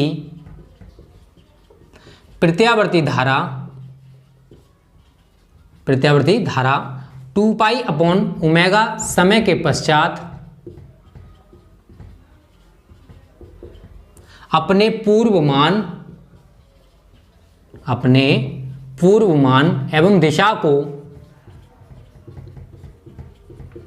प्राप्त कर रही है। ठीक है ना, आपने देखा क्या? हमने t की जगह 2 t की जगह हमने क्या यूज किया, t प्लस 2 पाई अपन ओमेगा, हमने यहां पर लगा के देखा। एट द लास्ट हमने क्या देखा कि जो हमारा इक्वेशन था शुरुआत में वही हमको प्राप्त हो गया। तो हमने यहां से एक निष्कर्ष निकाल लिया कि जो प्रत्यावर्ती धारा है वो 2 पाई अपॉन ओमेगा समय के पश्चात अपने पूर्व मान एवं दिशा को प्राप्त कर रही है, इसलिए प्रत्यावर्ती धारा का आवर्तकाल, इसलिए प्रत्यावर्ती धारा का आवर्तकाल। राइटिंग अगर टेढ़ी मेढ़ी हो ना तो थोड़ा एडजस्ट कर लिया करो यार, बोल भी तो रहा हूं ना मैं, वो भी तो लिख सकते हो यार। तो इसको हम कैपिटल टी से लेते हैं, तो कैपिटल टी बराबर क्या सूत्र बन गया बच्चों, 2 पाई अपॉन ओमेगा, ठीक है। क्योंकि हमने डेफिनेशन में क्या पढ़ा था कि प्रत्यावर्ती धारा एक साइकिल पूरा करने में जितना समय लेती है उसे आवर्तकाल या टाइम पीरियड कहते हैं, और इसे हम कैपिटल टी से रिप्रेजेंट करते हैं। अब हमारे पास जो इक्वेशन था I बराबर I not sine omega T में हमने t के स्थान पर t plus 2 pi upon omega रखकर देखा, और हमने लास्ट में क्या देखा कि जो प्रत्यावर्ती धारा का समीकरण शुरुआत में था वही हमें प्राप्त हो गया। तो इसका मतलब क्या है कि जो प्रत्यावर्ती धारा है वो 2 पाई अपॉन ओमेगा समय के पश्चात अपने पूर्व मान एवं दिशा को प्राप्त कर रही है, इसलिए प्रत्यावर्ती धारा का आवर्तकाल कितना होगा बच्चों, 2 पाई अपॉन ओमेगा होगा। क्लियर है ना, कितना होगा, 2 पाई अपॉन ओमेगा। तो हम क्या कह सकते हैं कि जो प्रत्यावर्ती धारा है वो एक साइकिल पूरा करने में 2 पाई अपॉन ओमेगा का टाइम ले रही है। क्लियर है सभी को, तो जल्दी से इसका स्क्रीनशॉट ले लो। ये भी हमारी शॉर्ट हेडिंग कंप्लीट हो चुकी है, ठीक है बच्चों। अब जानते हैं आवृत्ति, प्रत्यावर्ती धारा की जो फ्रीक्वेंसी होती है उसके बारे में। बहुत ही अच्छी छोटी छोटी हेडिंग्स हैं, बट ये भी आपके लिए जरूरी है, क्योंकि जब आप न्यूमेरिकल करोगे तो यही चीजें निकल के आएंगी, फिर वहां पर आप कंफ्यूज हो जाओगे। तो अगली हेडिंग डालो, प्रत्यावर्ती धारा की आवृत्ति, फ्रीक्वेंसी ऑफ एसी या अल्टरनेटिंग करंट। एयर कंडीशनर नहीं है, ठीक है ना, एसी का मतलब अल्टरनेटिंग करंट होता है। और जिन बच्चों ने वीडियो को लाइक नहीं किया, लाइक कर दो, कोर्स की टेंशन ना लो यार, मेरे पास फेथ रखो, हम जितना मेहनत कर सकते हैं यार कर रहे हैं, ऐसा नहीं है कि आप सभी के साथ धोखा किया जा रहा है, ठीक है।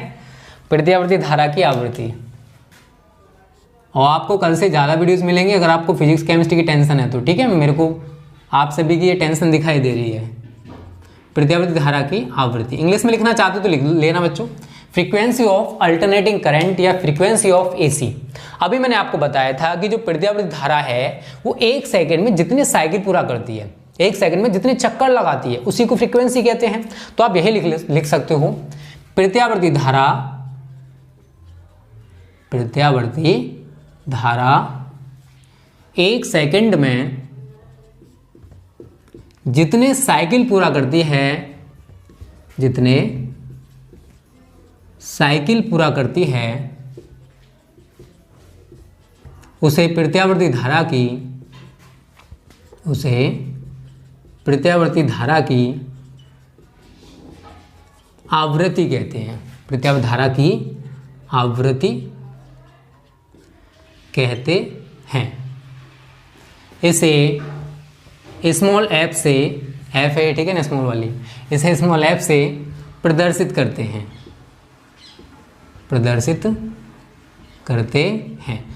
अब बच्चों एक चीज समझो यहाँ पर देखो, प्रत्यावर्ती धारा एक सेकंड में जितने साइकिल पूरा कर रही है उसको तो हम आवृत्ति कहते हैं, बट एक सेकंड में प्रत्यावर्ती धारा एक साइकिल पूरा करने में जितना समय लेती है, एक साइकिल पूरा करने में जितना टाइम ले रही है उसको आवर्तकाल कहते हैं।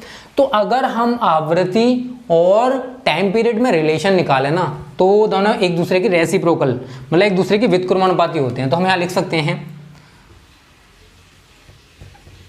अर्थात f is equal to 1/t। आवर्तकाल का जो व्युत्क्रम है उसको भी हम फ्रीक्वेंसी कहते हैं।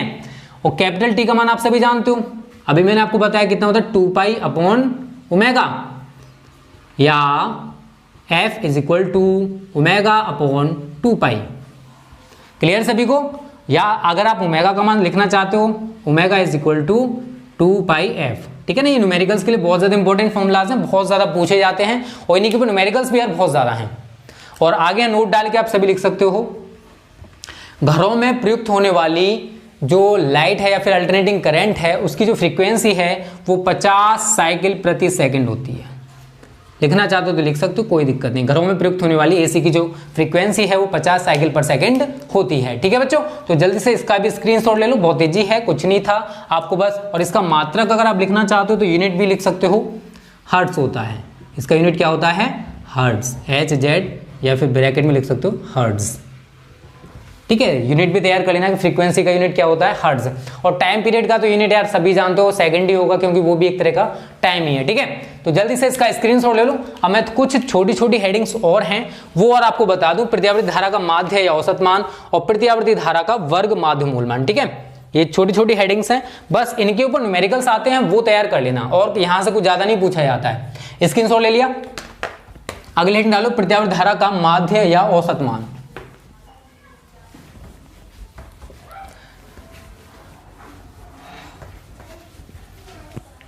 ठीक है, प्रत्यावर्ती धारा का, प्रत्यावर्ती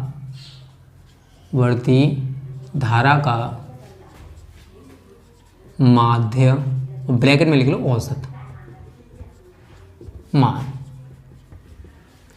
mean value of alternating current. तो यहां पर मैं अल्टरनेटिंग करंट का एक छोटा सा डायग्राम बना दे रहा हूं। ऊपर की ओर आप सभी को पता है आई नॉट पॉजिटिव रहेगा, ठीक है ना, और नीचे की ओर हमारा माइनस आई नॉट रहेगा। तो आप सभी को ये चीज़ से तो बता चुका हूं, इसमें तो किसी को कोई दिक्कत नहीं होने वाली है। ठीक है ना, तो यहाँ तक तो आपको कोई दिक्कत नहीं हो, यहाँ तक आपको सभी को पता है कि एक साइकिल पूरा होता है। ये क्या हमारा एक साइकिल है बच्चों, कहाँ तक, यहाँ तक हमारा क्या है, एक साइकिल है।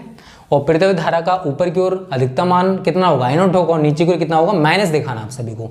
वैल्यू तो सेम है, आई नॉट ही रहेगी, बट प्लस माइनस का अंतर आ जाता है, ऊपर की ओर पॉजिटिव रहेगी तो नीचे की ओर नेगेटिव रहेगी। एक चीज आप सभी जान लो स्टूडेंट, देखो प्रत्यावर्ती धारा का एक साइकिल के लिए जो औसत या माध्य मान है वो 0 होता है, इसलिए प्रत्यावर्ती धारा का जो औसत या माध्य मान है वो अर्ध चक्र के लिए निकाला जाता है। प्रथम अर्ध चक्र के लिए इसका जो औसत या माध्य मान है वो पॉजिटिव रहता है, और दूसरे अर्ध चक्र के लिए नेगेटिव रहता है। तो मैं यहाँ पर यही चीजें लिखने वाला हूँ कि प्रत्यावर्ती धारा का एक साइकिल के लिए औसत मान 0 होता है, लेकिन अर्ध चक्र के लिए इसका मान 0 नहीं होता। प्रथम अर्ध चक्र के लिए औसत मान धनात्मक एवं द्वितीय अर्ध चक्र के लिए औसत मान ऋणात्मक होगा। ठीक है ना, इतने में किसी को दिक्कत नहीं है। अब देखो स्टूडेंट, अर्ध साइकिल के लिए औसत मान ज्ञात किया जाता है, तो कैसे ज्ञात करेंगे, बस आपको उसे जरूरत नहीं उसको पढ़ने की, बस ये छोटी सी चीजें जान लो जो मैं लिख रहा हूं। प्रत्यावर्ती धारा का एक साइकिल के लिए माध्य या औसत मान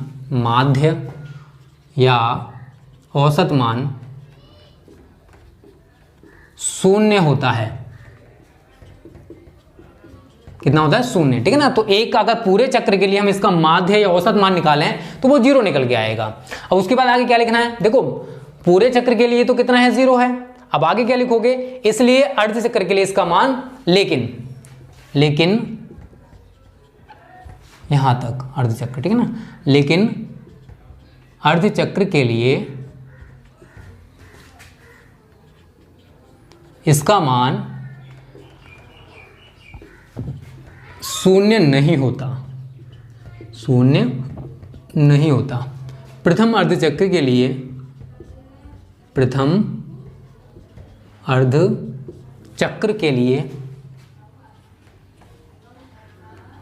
इसका मान धनात्मक एवं द्वितीय अर्ध चक्र के लिए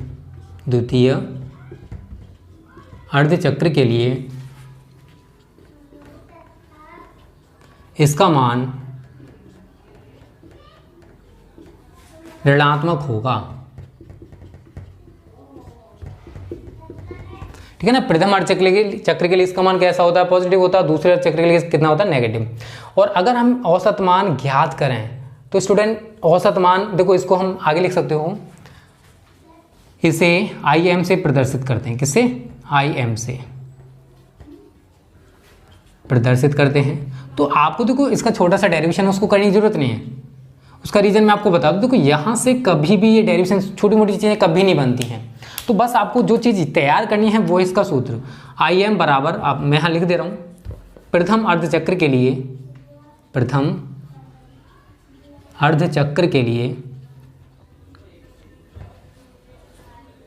प्रत्यावर्ती धारा का माध्य या औसत मान या औसत मान, ठीक है ना, प्रथम अर्ध चक्र के लिए। मतलब पहले अर्ध चक्र के लिए अगर आप लिखोगे तो कितना लिखोगे, वो होता है student Im is equal to plus 2I0 upon पाई। ये प्रथम अर्ध चक्र के लिए प्रत्यावर्ती धारा का माध्य या औसत मान होता है। इसी प्रकार अगर हम दूसरे अर्ध चक्र के लिए निकालें, इसी प्रकार द्वितीय अर्ध चक्र के लिए, द्वितीय अर्ध चक्र के लिए, द्वितीय अर्ध चक्र के लिए कुछ नहीं करना है यार, जो प्लस लगाया ना वहां पर केवल आप माइनस लगा दो। Im is equal to minus 2I0 upon pi. तो अगर हम पूरे अर्ध चक्र पूरे साइकिल के लिए निकालते तो स्टूडेंट अगर आप जोड़ के देखोगे Im बराबर plus 2I0 upon pi minus 2I0 upon पाई, कैंसिल होके जीरो कितनी आ जाएगी, दोनों काट के जीरो कितनी रहेगी, मतलब वैल्यू कितनी आएगी, जीरो। तो प्रत्यावर्ती धारा का एक साइकिल के लिए, एक पूरी साइकिल के लिए, एक पूरे चक्र के लिए जो माध्य औसत मान होता है स्टूडेंट वो तो जीरो होता है। इसी वजह से प्रत्यावर्ती धारा का माध्य या औसत मान इसके अर्ध चक्र के लिए निकाला जाता है।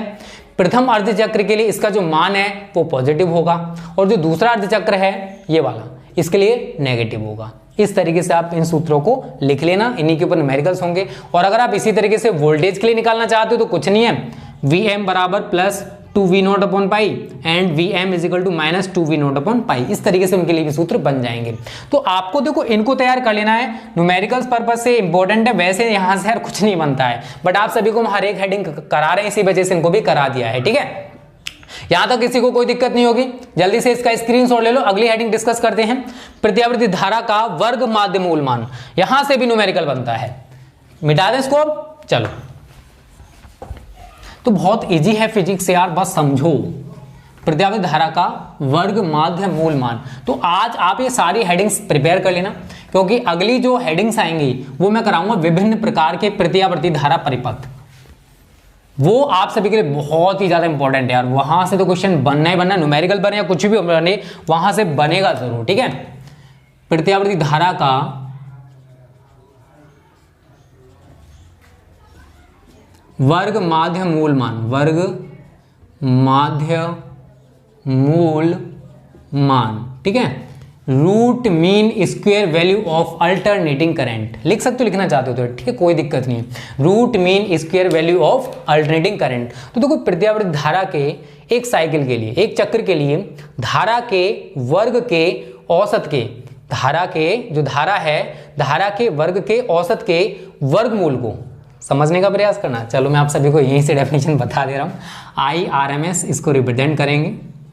R का मतलब यहाँ पर रूट होता है, M का मतलब यहाँ पर मीन माध्य होता है, एंड S का मतलब यहाँ पर स्क्वायर होता है, ठीक है। वर्ग, वर्ग माध्य मूल मान, ठीक है ना, कोई दिक्कत नहीं है। रूट मीन स्क्वायर, ठीक है, इज इक्वल टू, डेफिनेशन समझना। प्रत्यावर्ती धारा ने एक चक्र लगा लिया, तो प्रत्यावर्ती धारा के एक साइकिल के लिए धारा के वर्ग के औसत के, ये क्या है, औसत का साइन है, औसत के वर्गमूल को प्रत्यावर्ती धारा का वर्ग माध्य मूल मान कहते हैं। इतनी इजी डेफिनेशन है, आप जो मैंने लिखा है ना उसी से पूरी डेफिनेशन बना सकते हो। प्रत्यावर्ती धारा के एक साइकिल के लिए धारा के वर्ग के औसत के वर्गमूल को प्रत्यावर्ती धारा का वर्ग माध्य मूल मान कहते हैं, और इसे हम IRMS से प्रदर्शित करते हैं। किससे रिप्रेजेंट करते हैं? IRMS से प्रदर्शित करते हैं। और एक चीज आप सभी याद रखना, प्रत्यावर्ती धारा का एक पूर्ण साइकिल के लिए वर्ग माध्य मूल मान शून्य नहीं होता। जो माध्य औसत मान है वो तो 0 होता है, लेकिन वर्ग माध्य मूल मान शून्य नहीं होता, ठीक है। तो डेफिनेशन में यहां पर लिख दे रहा हूं, प्रत्यावर्ती धारा के एक साइकिल के लिए धारा के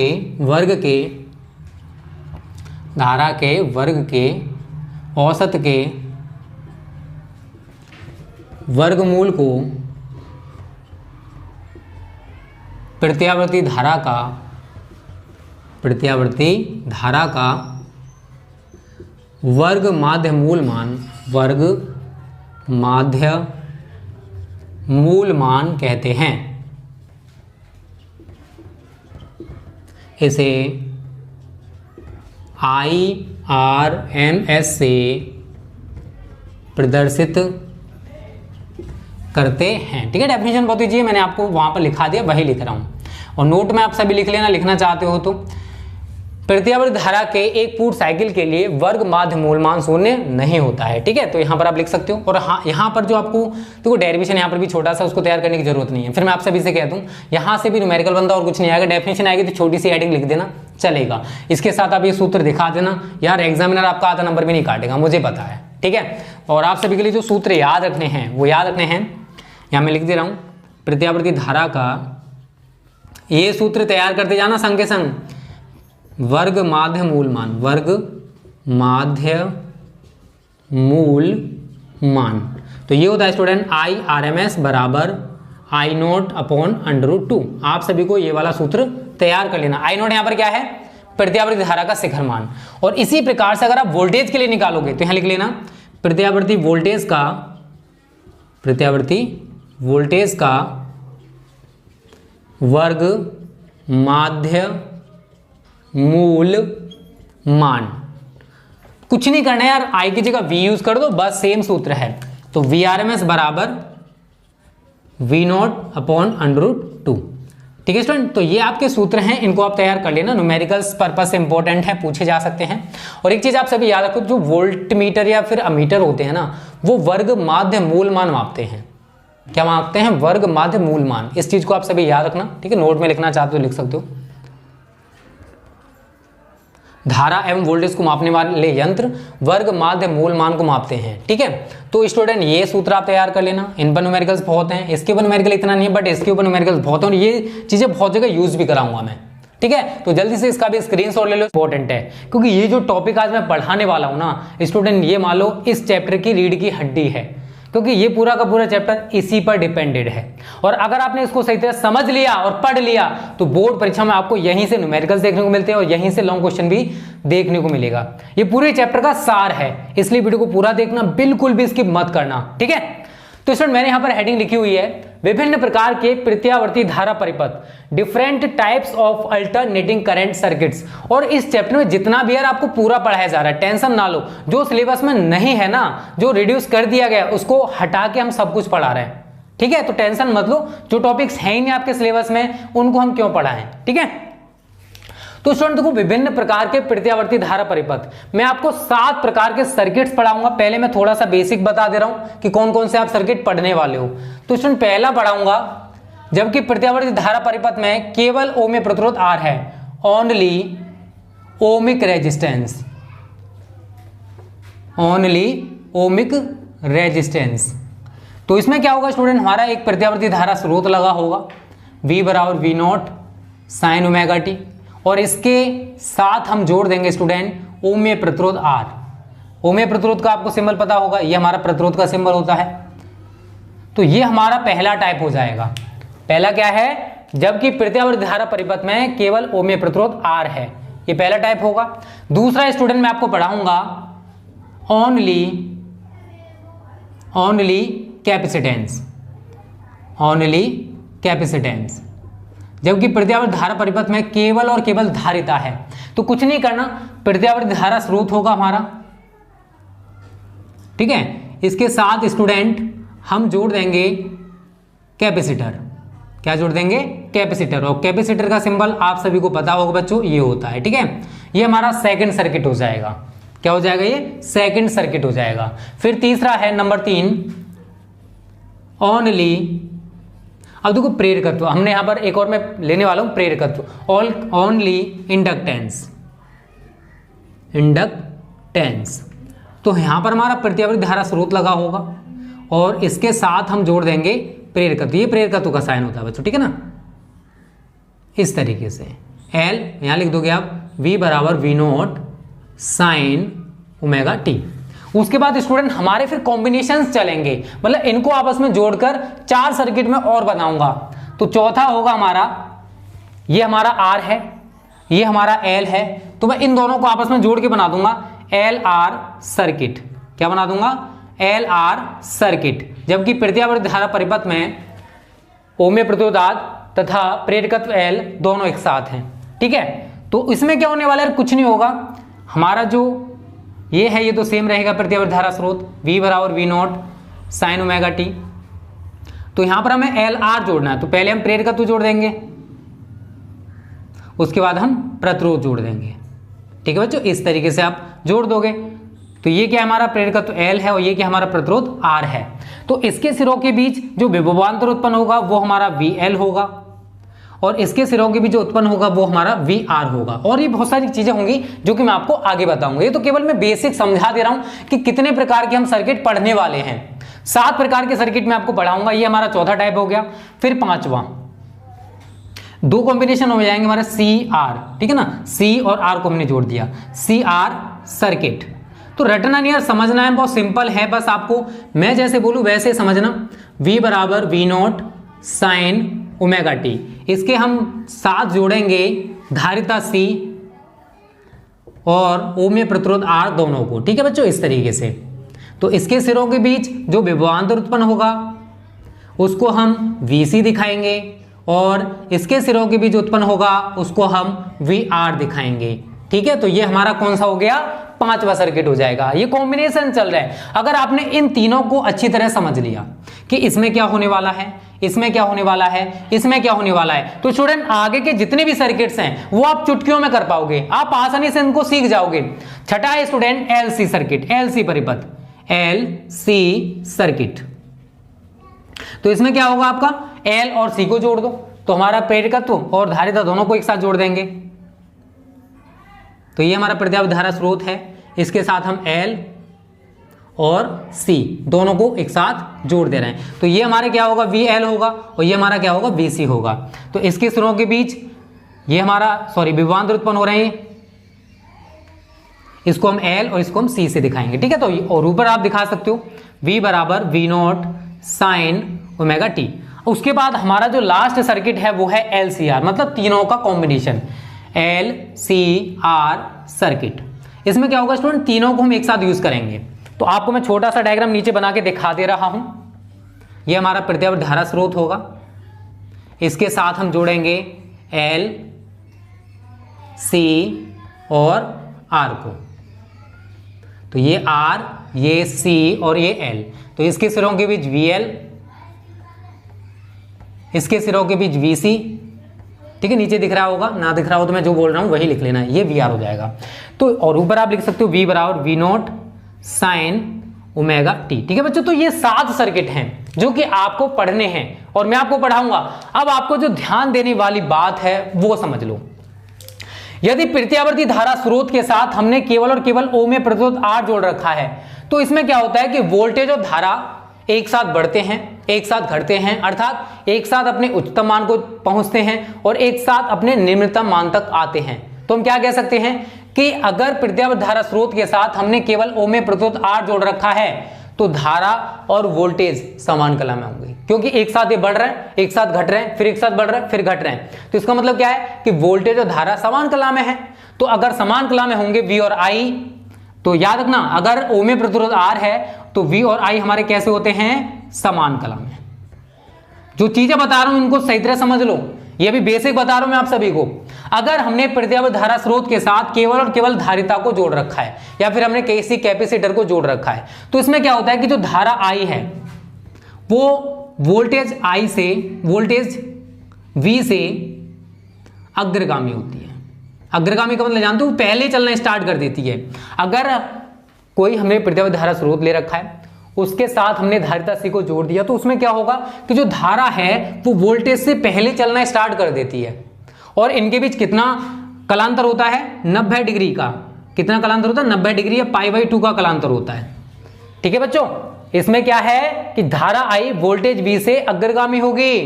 ध्यान रखना जो बातें बता रहा हूं। इसमें इसका उल्टा कर दूं, इसमें धारा अग्रगामी है तो इसमें वोल्टेज अग्रगामी हो जाएगा। तो यहां लिखोगे वोल्टेज V धारा I से 90 डिग्री या π/2 अग्रगामी होगा।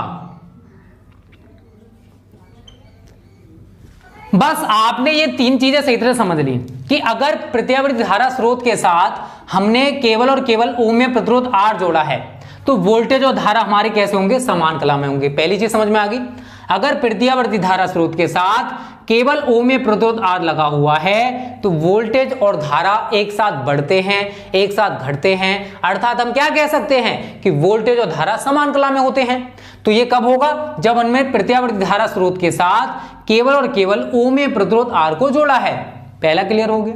फिर दूसरी जगह आते हैं, जबकि प्रत्यावर्ती धारा परिपथ में हमने केवल और केवल धारिता को ले रखा है। तो अगर प्रत्यावर्ती धारा स्रोत के साथ हमने केवल धारिता या संधारित्र को जोड़ा है तो जो धारा है वो वोल्टेज से अग्रगामी होगी, मतलब धारा जो है वो वोल्टेज से पहले चलना स्टार्ट कर देगी। और इनके बीच कितना कलांतर होगा? धारा जो है वोल्टेज से कितना पहले चलना स्टार्ट करेगी, तो इनके बीच जो कलांतर होगा स्टूडेंट वो 90 डिग्री होगा, अर्थात π/2 होगा। अब आगे वाले में इसका एकदम अपोजिट कर दूं, इसमें धारा अग्रगामी थी तो इसमें वोल्टेज अग्रगामी कर दूं, तो यहां पर वोल्टेज जो है वो धारा से पहले चलना स्टार्ट कर देता है। और दोनों के बीच कितना कलांतर होता है बच्चों? π/2 या 90 डिग्री का कलांतर होता है। तो बस आपको छोटी छोटी चीजें याद रखनी है। प्रतिरोध है, दोनों समान कला में होते हैं। अगर धारिता है तो धारा I वोल्टेज से अग्रगामी होगी 90 डिग्री, और अगर प्रेरकत्व है तो वोल्टेज धारा से 90 डिग्री अग्रगामी होगा। यार ये तीन चीजें अगर आपने सही तरह समझ ली तो ये सातों सर्किट आप चुटकियों में कर पाओगे। इनमें किसी में भी आपको कोई भी दिक्कत आए ना तब बोलना। बस ये तीन चीजें आप अच्छे से समझ लो कि अगर धारिता है, प्रेरकत्व है या प्रतिरोध है तो क्या अंतर होने वाला है, जो वोल्टेज और धारा है इनके बीच कितना कलांतर होगा, क्योंकि सारी चीजें यार अब जो बनाऊंगा ना वो इन्हीं के ऊपर डिपेंडेड है। तो अगर आप ये सही तरह सीख गए ना तो आपको कुछ भी नहीं करना है, आप आधा टॉपिक सीख गए। ठीक है, तो जल्दी से अब स्क्रीनशॉट लेना चाहते हो तो ले सकते हो, सातों सर्किट मैंने एक साथ दिखा दिए हैं। अब मैं आपको बारी बारी से एक एक करके सर्किट्स बताने वाला हूं बच्चों, सारी मिटा देता हूं मैं। अब पहले सर्किट से हम लोग स्टार्ट करेंगे, पूरा डिटेल में पढ़ेंगे। ठीक है, बस आपने जो मैंने बातें बताई हैं उनको ध्यान में रखना कि अगर प्रेरकत्व है तो क्या होगा, धारिता है तो क्या होगा, प्रतिरोध है तो क्या होगा। तो कुछ नहीं यार इन सर्किट्स में, ठीक है। लेकिन बच्चों को बहुत ज्यादा टफ लगते हैं ये, कि मैंने देखा है अब तक जितने साल से मैं पढ़ा रहा हूं, बट आपको नहीं लगेंगे, टेंशन ना लो। तो पहला पॉइंट डालो, नंबर 1, जबकि परिपथ में केवल ओमीय प्रतिरोध R है, ब्रैकेट में लिख लो, only ohmic resistance, ohmic resistance. ठीक है, अब देखो इसमें आप पहले तो वही डायग्राम बना दो। तो साइड में हम डायग्राम बना देते हैं। ये है स्टूडेंट हमारा प्रत्यावर्ती धारा स्रोत, V बराबर V0 साइन ओमेगा t, और इसके साथ हमने जोड़ दिया ओमेय प्रतिरोध R को। ठीक है, ये हमारा क्या है, ओमेय प्रतिरोध R है। ठीक है, इतना दिखा दोगे तो यहां पर आपको क्या लिखना है, यदि परिपथ में, यदि प्रत्यावर्ती धारा स्रोत के साथ जब प्रत्यावर्ती धारा स्रोत के साथ ओमीय प्रतिरोध R जोड़ते हैं, ओमीय प्रतिरोध R जोड़ते हैं तो वोल्टेज व धारा एक साथ बढ़ते हैं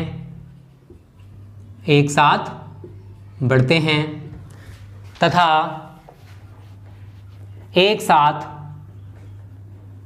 घटते हैं, अर्थात दोनों एक साथ अपने उच्चतम व निम्नतम मान को प्राप्त करते हैं। इसलिए वोल्टेज V व धारा I, इसलिए वोल्टेज V व धारा I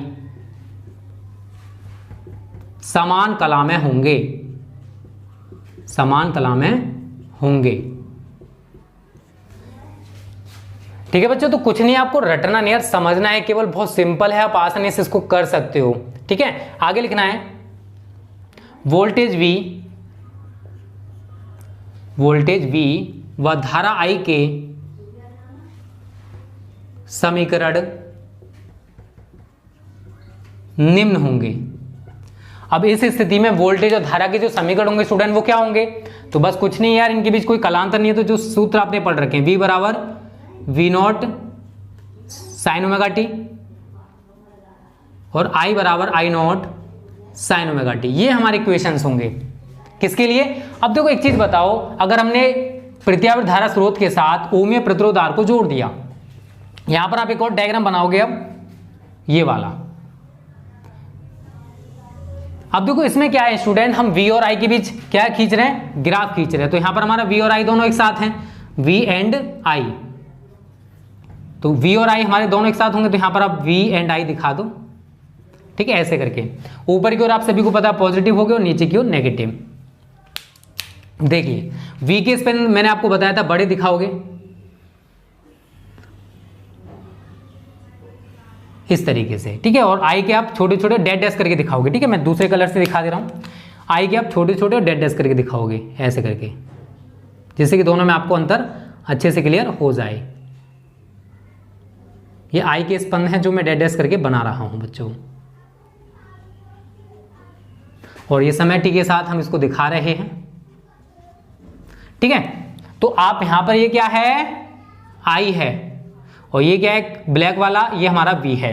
तो आप इसमें क्या देख रहे हो कि इसमें जो धारा और वोल्टेज हैं वो एक साथ बढ़ रहे हैं, एक साथ घट रहे हैं, फिर विपरीत दिशा में एक साथ बढ़ रहे हैं, फिर घट रहे हैं, फिर बढ़ रहे हैं, फिर घट रहे हैं। तो अगर प्रत्यावर्त धारा स्रोत के साथ हमने केवल और केवल ओम में प्रतिरोध R को जोड़ा है, तो वोल्टेज और धारा जो है स्टूडेंट वो समान क्रम में होते हैं, अर्थात एक साथ ये बढ़ते हैं, एक साथ ये घटते हैं, फिर विपरीत दिशा में एक साथ बढ़ते हैं, फिर घटते हैं। ठीक है, तो ये डायग्राम हो गया। उसके बाद अगर आप फेज डायग्राम दिखाना चाहते हो कि इनके बीच फेज डायग्राम क्या होगा, तो उसे भी आप आसानी से दिखा सकते हो। देखो वोल्टेज और धारा समान कला में है, वोल्टेज V धारा I, ये क्या दिखा रहा है जानते हो, ये दिखा रहा है कि वोल्टेज और धारा समान कला में है, इनके बीच कोई भी एंगल नहीं है। ये हमारा फेज डायग्राम होता है, कला चित्र जिसको कहते हैं फेज डायग्राम। तो आपको किसी भी चीज को रटना नहीं है, आप आसानी से सब कुछ कर सकते हो स्टूडेंट। और आप यहां पर थोड़ा सा थ्योरी और लिखोगे, V अपॉन I को क्या कहते हैं, V अपॉन I अथवा V0 अपॉन I0 को परिपथ का प्रतिरोध कहते हैं। क्या कहते हैं, आप सभी जानते हो ये तो यार, परिपथ का प्रतिरोध कहते हैं। तो V अपॉन I अथवा V0 अपॉन I0 को क्या कहेंगे स्टूडेंट, परिपथ का प्रतिरोध। आप सभी ने पढ़ रखा होगा R बराबर V अपॉन I, सभी ने पढ़ा है ना, तो वही मैंने बोला है कि V अपॉन I हो या V0 अपॉन I0 हो, इसको हम परिपथ का प्रतिरोध कहते हैं। तो यहां तक तो शायद ही किसी को दिक्कत होने वाली है बच्चों। ये पहला हमारा सर्किट है, जबकि प्रत्यावर्त धारा परिपथ में केवल ओम में प्रतिरोध R है। आप प्रत्यावर्त धारा स्रोत के साथ ओम में प्रतिरोध R को दिखाओगे। उसके बाद मैंने यहां पर थ्योरी लिखी, जब प्रत्यावर्ती धारा स्रोत के साथ केवल ओम में प्रतिरोध R को हम जोड़ते हैं तो वोल्टेज व धारा एक साथ बढ़ते हैं तथा एक साथ घटते हैं, अर्थात दोनों एक साथ अपने उच्चतम व निम्नतम मान को प्राप्त करते हैं। दो बार लिखिए, ठीक है ना, प्राप्त करते हैं। इसलिए वोल्टेज V व धारा I समान कला में होंगे, इसलिए वोल्टेज V व धारा I के समीकरण निम्न होंगे। ठीक है, इस स्थिति में लिख सकते हो, आप लिखना चाहते हो तो इस स्थिति में वोल्टेज V व धारा I के समीकरण निम्न होंगे। तो जब इनके बीच कोई एंगल नहीं है तो हम सीधी सीधी इनके जो समीकरण है वही दिखा देंगे। V बराबर V0 sine omega T, I बराबर I0 साइन ओमेगा टी। तो V अपॉन I अथवा V0 अपॉन I0 को हम लोग क्या कहते हैं स्टूडेंट, परिपथ का प्रतिरोध। और इसको हमने रिप्रेजेंट किया है इस डायग्राम के थ्रू। आप इस डायग्राम में क्या देख रहे हो, V एंड I के बीच और समय t के बीच हमने ग्राफ खींचा है। तो वोल्टेज और धारा एक साथ बढ़ रहे हैं, फिर एक साथ घट रहे हैं, फिर विपरीत दिशा में एक साथ बढ़ रहे हैं, फिर घट रहे हैं, फिर बढ़ रहे हैं, फिर घट रहे हैं। तो यहां पर हम देख रहे हैं कि वोल्टेज और धारा एक साथ बढ़ते हैं, एक साथ घटते हैं। तो इसका मतलब क्या है कि दोनों के बीच कलांतर जो है वो बिल्कुल नहीं होगा।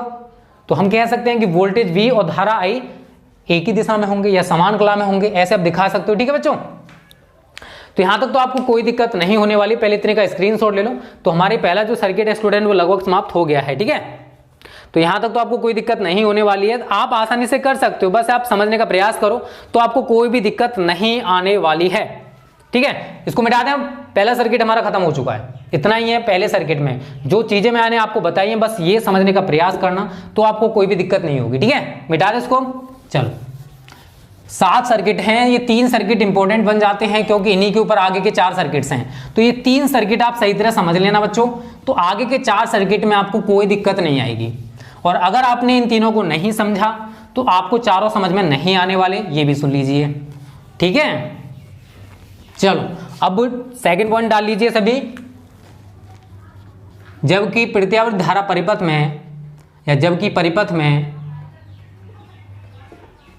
केवल धारिता C है, इंग्लिश में लिख लो ओनली कैपेसिटेंस, ओनली कैपेसिटेंस। तो अभी हमने क्या पढ़ा, जबकि प्रत्यावर्ती धारा परिपथ में केवल ओम प्रतिरोध R है, और यहां पर हम क्या देख रहे हैं, जबकि परिपथ में केवल धारिता C है। तो अभी तो 3 सर्किट तो आप सिंगल सिंगल पढ़ने वाले हो, प्रेरकत्व का पढ़ोगे अभी इसके आगे। तो मैं यहां पर सबसे पहले वही डायग्राम बनाऊंगा। ये हमारा प्रत्यावर्ती धारा स्रोत है, V बराबर V0 साइन ओमेगा टी। ठीक है, इसके साथ आप धारिता C को जोड़ दोगे बच्चों। तो मैं यहां पर धारिता C को जोड़ने वाला हूं, या संधारित्र कह सकते हो। ठीक है, ये हमने जोड़ दिया धारिता C या संधारित्र को। अब देखो यहां पर आप वही चीज करोगे, जब प्रत्यावर्ती धारा स्रोत के साथ, प्रत्यावर्ती धारा स्रोत के साथ धारिता, ब्रैकेट में लिख लो संधारित्र, धारिता C को जोड़ते हैं तो धारा I, वोल्टेज, ज्यादा लंबी थ्योरी पे मत जाओ, उसे रटते रटते थक जाओगे। सिंपल थ्योरी पढ़ो, बहुत ही छोटी थ्योरी है। धारा I वोल्टेज V से कला में 90 डिग्री या π/2 अग्रगामी होगी, अग्रगामी होगी। अर्थात उल्टा भी, अगर मैं आपसे कहूं कि इसको उल्टा लिखना तो आप क्या लिखोगे? आप बोलोगे कि वोल्टेज V धारा I से कला में 90 डिग्री पश्चिमगामी। पश्चिमगामी मतलब पीछे चलना, जो वोल्टेज है वो धारा से पीछे चल रहा है 90 डिग्री, ऐसे भी तो बोला जा सकता है। तो दोनों तरीके से आप बोल सकते हो। अर्थात वोल्टेज V धारा I से कला में 90 डिग्री या π/2 पश्चिमगामी होगा, पश्चिमगामी होगा। इस स्थिति में वोल्टेज V तथा धारा I के समीकरण निम्न होंगे। ठीक है, तो आपने अभी तक इक्वेशंस क्या पढ़ी थी बच्चों? आपने पढ़ी थी सिंपल इक्वेशंस, V बराबर V0 sine omega T and I बराबर I0 साइन ओमेगा टी, यही तो पढ़ रखी थी। बट मैं इसमें चेंजेस करने वाला हूँ। क्या चेंज करूंगा? अगर मैं अग्रगामी वाला दिखाऊंगा, धारा अग्रगामी है वोल्टेज से, तो V बराबर V0 साइन ओमेगा टी।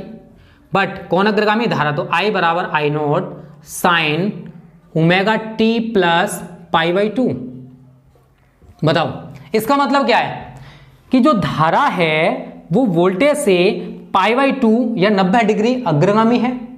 यही मतलब तो हुआ इन इक्वेशंस से। अगर सेम दिखाता तो इनका मतलब क्या है कि वोल्टेज और धारा के बीच कोई भी कलांतर नहीं है। बट मैंने अभी ऊपर बोला आप सभी से कि जो धारा I है वो वोल्टेज V से कला में 90 डिग्री या π/2 अग्रगामी होगी।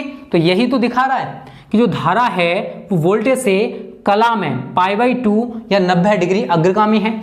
एक तो आप ये दिखा सकते हो, एक और क्या दिखा सकते हो?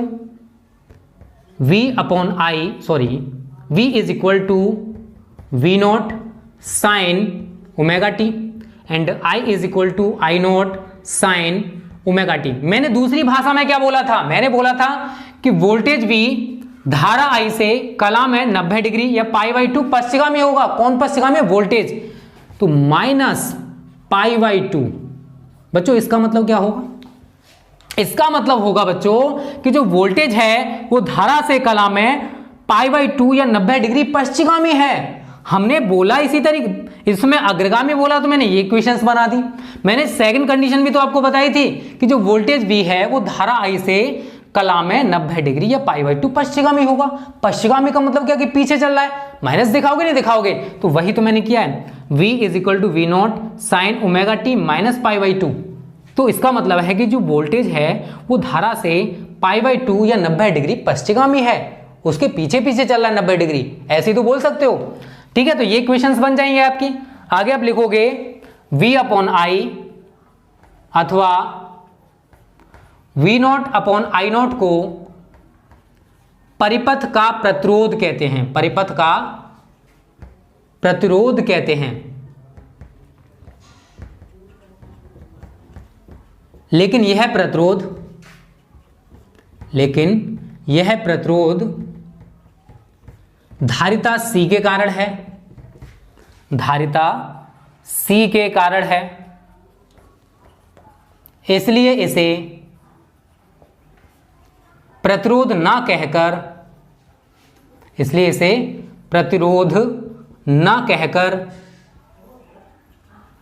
धारितीय प्रतिघात, इस नाम को याद रखना, धारितीय प्रतिघात कहते हैं, धारितीय प्रतिघात।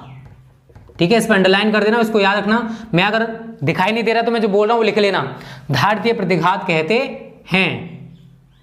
ठीक है, कहते हैं, और याद रखना इसे XC से प्रदर्शित करते हैं, इसे XC से प्रदर्शित करते हैं बच्चों। ठीक है, प्रदर्शित करते हैं। तो ये बात हो गई अभी इसकी। मैं आपको इनके डायग्राम बनाने वाला हूं। ठीक है, इसका डायग्राम आप कैसे बनाओगे वो मैं आपको बता दे रहा हूं। मैं इसको मिटा देता हूं, ये आपको समझाने के लिए मैंने आपको बताया था। तो बच्चों आपको देखो वोल्टेज और धारा में हमें डायग्राम बनाना है, और फेज डायग्राम भी बताऊंगा कैसे बनाओगे। अब एक चीज बताइए, कौन अग्रगामी है? देखो अगर ये पूरा स्पंद में बात करूं, यहां से चलना स्टार्ट करते हैं तो ये पूरा यहां तक हमारा 180 डिग्री हो जाता है। तो हमने यहां पर बोला है कि जो धारा है वो वोल्टेज से अग्रगामी है, तो धारा के स्पंद पहले स्टार्ट हो जाएंगे। तो आप यहां से स्टार्ट करोगे, ये यहां से इस तरीके से ऐसे करके आप स्टार्ट करोगे। धारा को मैं दिखा रहा हूं, ठीक है। यहां पर आप समय t दिखा दोगे, यहां पर आप O दिखाओगे, ऊपर नीचे हमारा V एंड I हो जाएगा, V एंड I। उसके बाद यहां से मैं वोल्टेज के स्पंद दिखाऊंगा, वोल्टेज के थोड़े से बड़े दिखाओगे, आप सभी को पता है, इस तरीके से ऐसे करके। समझ में आया इसका मतलब क्या है? देखो जो बच्चे पहली बार देख रहे हैं ना, उनको थोड़ा सा दिक्कत हो सकता है क्योंकि नई चीज है। देखो मैंने इसमें दिखाया है कि जो वोल्टेज है, वो जो धारा है वो इस वोल्टेज से 90 डिग्री अग्रगामी है। धारा ने पहले चलना स्टार्ट कर दिया, वोल्टेज बाद में चलना स्टार्ट कर रहा है। और ये डायग्राम क्या रिप्रेजेंट कर रहा है कि जो धारा है वो वोल्टेज से 90 डिग्री पहले चलना स्टार्ट कर रही है। तो इसका मतलब क्या है कि धारा और वोल्टेज के बीच 90 डिग्री का कलांतर होगा। तो ये स्पंद हमारे किसके दिखाए स्टूडेंट? हमने V के, और ये स्पंद हमारा किसका है? I का है। तो ये डायग्राम आप समझ जाना कि ये डायग्राम अगर आपको दिखाई देगा इस टाइप का, तो इसमें ये दिखा रहा है कि जो धारा है वो वोल्टेज से कला में 90 डिग्री अग्रगामी है। क्लियर है? अगर मैं आपसे कहूं फेस डायग्राम बनाना है, कला चित्र बनाना है, तो कैसे बनाओगे? देखो कौन अग्रगामी है पहले तो ये बताओ। धारा है तो धारा I, समझो छोटी छोटी चीजें हैं। धारा I वोल्टेज V से, ये V का साइन है, कितने डिग्री? 90 डिग्री। एक तो आपका ये फेस डायग्राम बन जाएगा। क्या दिखा रहा है ये? धारा I वोल्टेज V से, देखो ऊपर की ओर जा रहा है। ऊपर की ओर मतलब जानते हो कि धारा I का मान वोल्टेज V से अग्रगामी है, कितने डिग्री? 90 डिग्री। तो धारा I वोल्टेज V से कला में 90 डिग्री अग्रगामी होगी। एक और चीज मैंने बोली थी पश्चिमगामी वाली, उसको कैसे दिखाओगे? उसको भी दिखाओ यार। तो ये आप दिखाओगे धारा का साइन, ठीक है। चलो मैं साइड में दिखा दे रहा हूँ, ठीक है। इधर देख लीजिए, दोनों ही फेस डायग्राम है ये। तो ये है हमारी धारा का साइन, धारा I।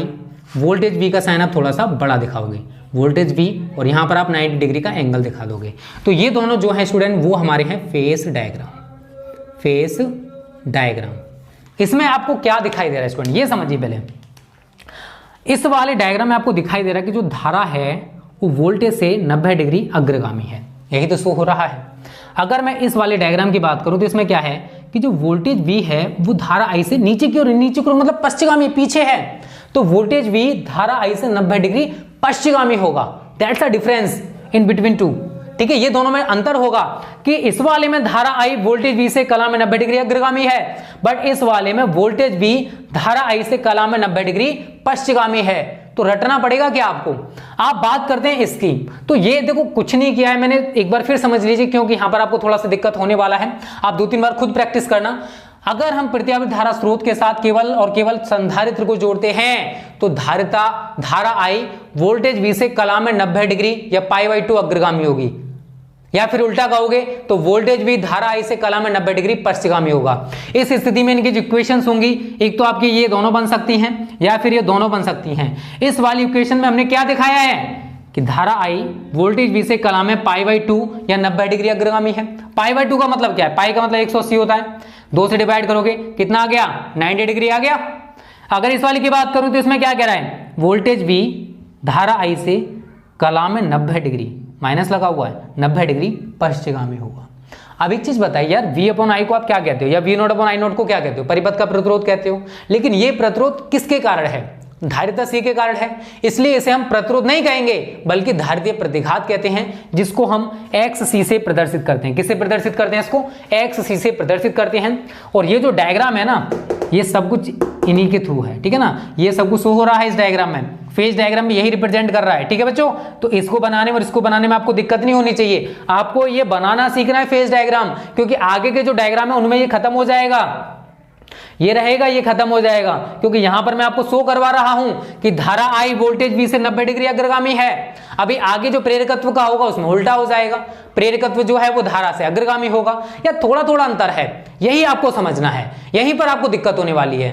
ठीक है, तो स्क्रीनशॉट ले लो जल्दी से इसका, 2-3 बार आप खुद प्रैक्टिस करना। आज मैं आपको 2 ही सर्किट पढ़ा रहा हूं, इसलिए ज्यादा नहीं पढ़ा रहा, क्योंकि आपको समझने है ये सर्किट, और ये समझ में आगे 3 सर्किट, तो आपको आगे के सर्किट में दिक्कत नहीं होगी, इतना मैं आप सभी से कह सकता हूं। ठीक है, तो जल्दी से इसका स्क्रीनशॉट ले लो, मैं थोड़ा सा और बताने वाला हूं इसमें आगे क्या होने वाला है। ठीक है, जैसे मैं सर्किट बता रहा हूं वैसे ही तैयार करते चलिए जाओ, आपको ज्यादा थ्योरी पढ़ने की जरूरत नहीं यार। सर्किटों में बहुत सारे टीचर बहुत ज्यादा थ्योरी लिखा देते हैं यार, उस रामायण को पढ़ने से कोई फायदा नहीं होने वाला है आपको। अब देखो यहाँ पर XC का जो मान है, ठीक है, ये तो हमारा खत्म, बस यहाँ पर जो धारितीय प्रतिघात में आप सभी से कह रहा हूं, तो XC इक्वल टू होता है, स्टूडेंट लिख लेना, जहां उसी के नीचे लिखना जहां मैंने छोड़ा था, जहां XC बराबर होता 1/ωc, और जहां ओमेगा का मान आप सभी को मैं बता चुका हूं बच्चों, कितना होता है, ओमेगा बराबर होता है 2πf। आप कहोगे सर कहां बताया था, तो बच्चों मैंने आपको बताया था F बराबर 1/T बताया था, और T का मान मैंने आपको बताया था 2π/ओमेगा, ओमेगा ऊपर पहुंच जाएगा अपॉन 2π। अब तो याद आ गया नहीं आया, आ गया होगा, इसके नीचे 1 मानोगे तो ओमेगा का मान कितना आ गया, 2πf। इसको तैयार कर लो सही तरह, ये बहुत सारे न्यूमेरिकल्स कराऊंगा इसके ऊपर। ठीक है, तो ये वैल्यू आप यहाँ रख दो, इसलिए XC बराबर 1/2πfc। आगे लिखना चाहते हो लिख सकते हो नोट डाल के, या फिर कैसे भी। दिष्ट धारा के लिए देखो, दिष्ट धारा की जो फ्रीक्वेंसी है वो तो 0 होती है, दिष्ट धारा के लिए F इजिकल टू कितना होता है, 0, इसलिए XC का मान कितना हो जाएगा, 1/0 इजिकल टू इन्फिनिटी। तो इसको मतलब जानते हो कि दिष्ट धारा के लिए जो प्रतिरोध है वो कितना है, अनंत है। इसका मतलब इसमें अगर धारिता C है तो उसमें कोई भी धारा प्रवाहित नहीं होने वाली है। ठीक है बच्चों, तो ये क्लियर हो गया हमारा कौन सा, दूसरा सर्किट पूरा कंप्लीट है धारिता C वाला। 2 सर्किट मैंने आज आपको कंप्लीट करा दिए, R एंड C। कल भी मैं आपको बहुत अच्छे सर्किट्स पढ़ाऊंगा, तो पहले आप ये 2 अच्छे से प्रिपेयर कर लेना। किसी भी बच्चे को कोई भी दिक्कत आती है मैं नेक्स्ट वीडियो में फिर क्लियर करा दूंगा, क्योंकि इनमें दिक्कत रहती है बच्चों। ठीक है, क्योंकि नई चीज पढ़ रहे हो यार आप, ये सारी चीजें नई है, बट कोई दिक्कत नहीं, प्रैक्टिस करोगे तो आपको बहुत अच्छे से क्लियर हो जाएगा। ठीक है।